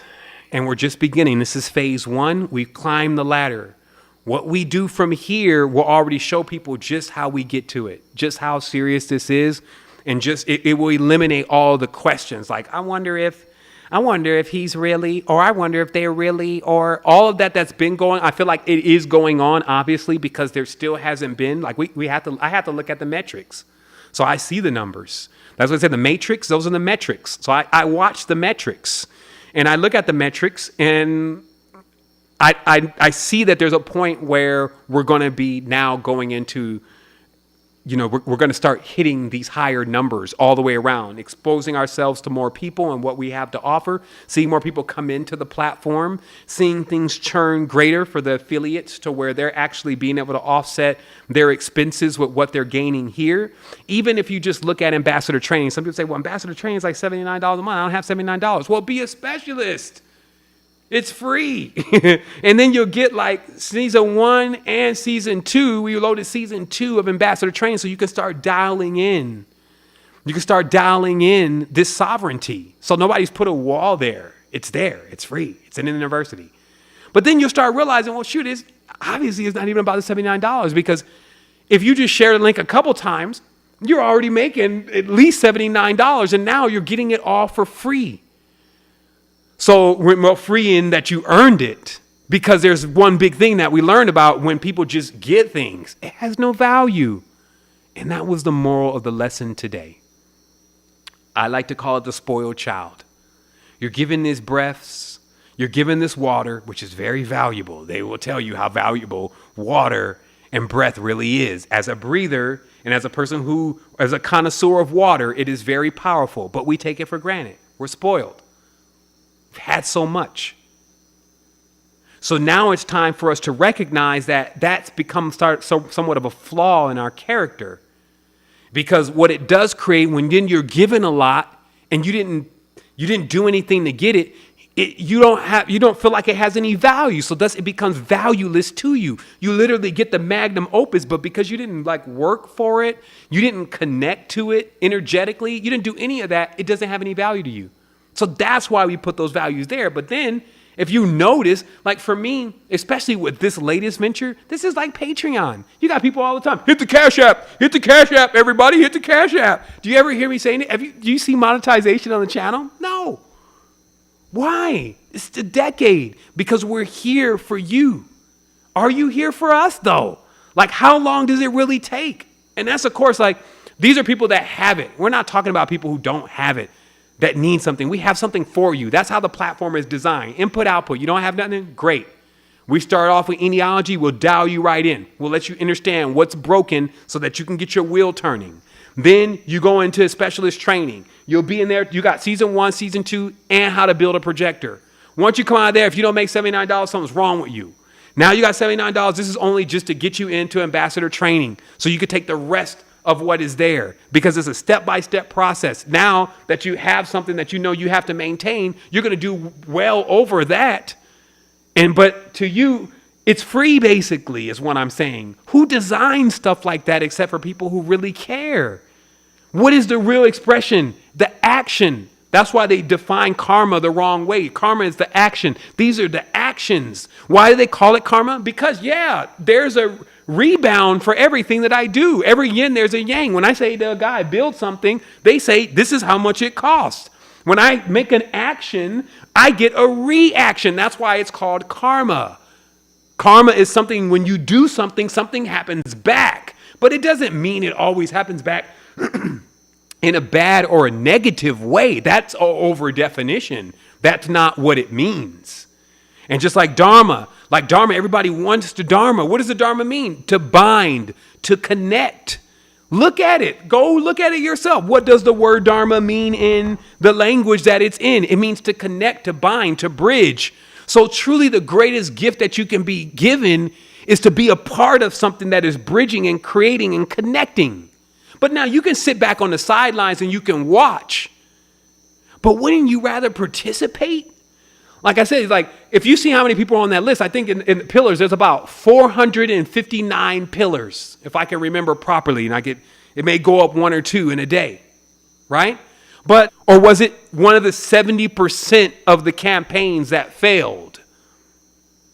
Now, take that on top of, this is about consciousness. So I think people cooked up enough monsters in their minds for me to fight, to have to get through to make this happen. And I've plowed through all of them. So what I'm saying is that there's so many things that you would face, but together, what we've been able to do is we've been able to pierce right through it. And not only that, we're just getting started, because also we know that the greatest value is actually in our children. So sure, we got to get the adults straight, but to be able to repurpose the same platform, which is a clone. Once we finish this platform and it's debugged, we can clone it. It costs money. It's hundreds of thousands of dollars to do this. But then, because we own it, we can say, let's make a kid's version. And let's bring ideology for kids. Let's actually allow kids to actually earn more points for becoming aware of themselves. Let's let those points actually be redeemable for things that they need, so they'd stop selling drugs and stop selling all of their selves and selling out because they need to go and make money so they can be like their rap video freak, right? So instead of that, they could come into the platform, learn about themselves, and make currency. Because when you watch kids, it's like if there's no incentives, they're bored. But instead of putting them on, mow the lawn. What is he going to learn about mowing the lawn? Well, I learned a lot. I actually learned quantum economics, but that was me. I was a prodigy, the standard kid. If they're not learning about themselves, it's disempowering them. So you see, we're just getting started. But it's planned out beyond 10,000 years. It's planned out to infinity. So I just wanted to say wholeness and balanced vibrations to everyone. It's been amazing. It continues to be amazing. We've created a lot of stuff. We got stuff you haven't even seen, stuff we haven't even talked about. Even Fiagua is still sitting over here waiting on a second round from me, a second round of funding to deliver that. Hydrogen devices, hydrogen with magnesium, total regeneration. And then all this being placed also in your hands. Because remember, it's not just, oh, here's something to buy, here's something to buy. Here's something you can present to somebody else to bring a solution for them. And guess what? You catch traction for that. We award you for that. You don't got to send links for products. You're not doing that. Just send a link to a post about something that's expansive. And once people get in there and start seeing what is going on, we'll empower them. If they don't have money, wait. 2 months, they're going to have some. They're going to make a financial transaction. You're going to get awarded for it because we're taking them through the process of understanding why they're not making current, why their will is broken. And then if they have something already, then they come in there, they find a smorgasbord, meaning something that they can really find something that they like in. And if they place a financial event within that, then you're getting compensated for that. And with us growing together like that, and continuously reinvesting back in the platform, like the $70,000, like where did that go? And one of the developers got 50,000 of it, and that's real deal stuff. And he's working on love prices. That's the other thing. He's at love. He's at $40, $35 an hour. Developers are at $70, $80 an hour. But we're digging. We're finding people that we connect with. We're resonating. And then also, we're not just talking, yep. Yeah, maybe it should be like this. Maybe we should develop this and this and this and this and this and that. Like, man, if you were sitting for one moment and even listening to me, you will even realize that what you're telling me is the same thing that I actually told you. And you're actually regurgitating back to me what I said. But I have enough wisdom and knowledge to know now that we all need to be doing it together, not by ourselves. It's not my idea. Like quantum is using thousands of souls, consciousness to create a projection, but not that is for our own demise. Do you see that got everybody loaded in to a framework where, especially with the news and how everything is running, it is to everybody's demise to keep plugging into it. Every single thing that they introduce is all conflict. One person versus another, this person versus that. And then everybody has their own stance in the whole thing, so they all feel right. So they're getting left. They're getting left. There's no balance in all of that. But now, somehow, on the cusp of 2020, you've reached some stage of greatness to where the transitional phase of your consciousness to take you from binary to trinary and then beyond is now right at your doorstep being delivered to you with roses and flowers around it, with true care, not with a string attached, not for a certain price. The thing is free. Like, look at the information in YouTube. You go down, scroll down, do a big scroll. Like on your phone, you just go, wah, do a big scroll. And you'll come down there to yet more amazing gems that we keep projecting to assist people in growing. But again, are we sitting back here at $70,000? So people who really don't have money, they're like, wow, incredible, $70,000. But for people who really know any of this stuff, it's like, wow. Just $70,000? Somebody just bet that last night on crypto. And then we pull off the big platform. I just wanted to take one moment to talk about that. That's all I had to say. You know, it's just because it goes on. Okay. I'm getting some message here. Okay, yeah. Hold on real quick. Give me 1 second. Somebody's asking me a question. So in conclusion, what I'm saying is that if I never talk about this stuff, like people just skip along, la-di-di-da, you know, it's so easy. And then I would be giving you the wrong interpretation of what's happening. I want to be very transparent, let you know what's going on, let you know how we deliver, let you also see that, A, we do need real assistance. We're making it happen. Things are getting done. If you want to go and assist in what's happening here, you can go there if you've never heard of this before. What is it going to do? It's going to keep allowing us to build the ecosystem. We have phase 1, we have phase 2, we have phase 3, we have phase 4. What does this ultimately come into? Well, you can look at an intercom, like intercom is an app. You can look at a Zendesk. You can look at a work human. You can look at a Sears, a Kmart. You could see a Ford, a Ferrari. You can see all of these firms now having to have mindfulness in line, meaning support. What is it to say you have support? Right? Like some people say, well, like, here's customer support. What about employee support? Is there employee support in here? Employee just falling apart. Like he's just like not himself. Definitely not the same way he started the job. Why? Not spending time on self, not connecting with self, not eating the right things, not meditating. So does that make a better person to work with if they're doing those things? Absolutely. So you see how it starts? First, companies have powered by Mindful app. Even Secret Energy is powered by Mindful app. So companies start having powered by Mindful app in line with their support for their employees. After work, if you have issues with your spouse, if you have health issues, if you're dealing with issues with your children, issues, this is the support for those issues. And then as we begin to work with those executives, those employees, as we call them, more, and they're starting to get empowered and realize who they are, because those are the people who are making the decisions, by the way. That's who's determining what kind of packaging is going to go around a certain product. Is it going to be biodegradable packaging, or is it going to be more plastic? Those are the people who are deciding, is it going to be this book that tells more of the truth, or is it going to be this book that's cheaper? Is there other people that decide, are we going to flip the company over to all electric vehicles, or are we going to keep pushing combustion for the next 2 or 3 more years until we ride it till the wheels fall off?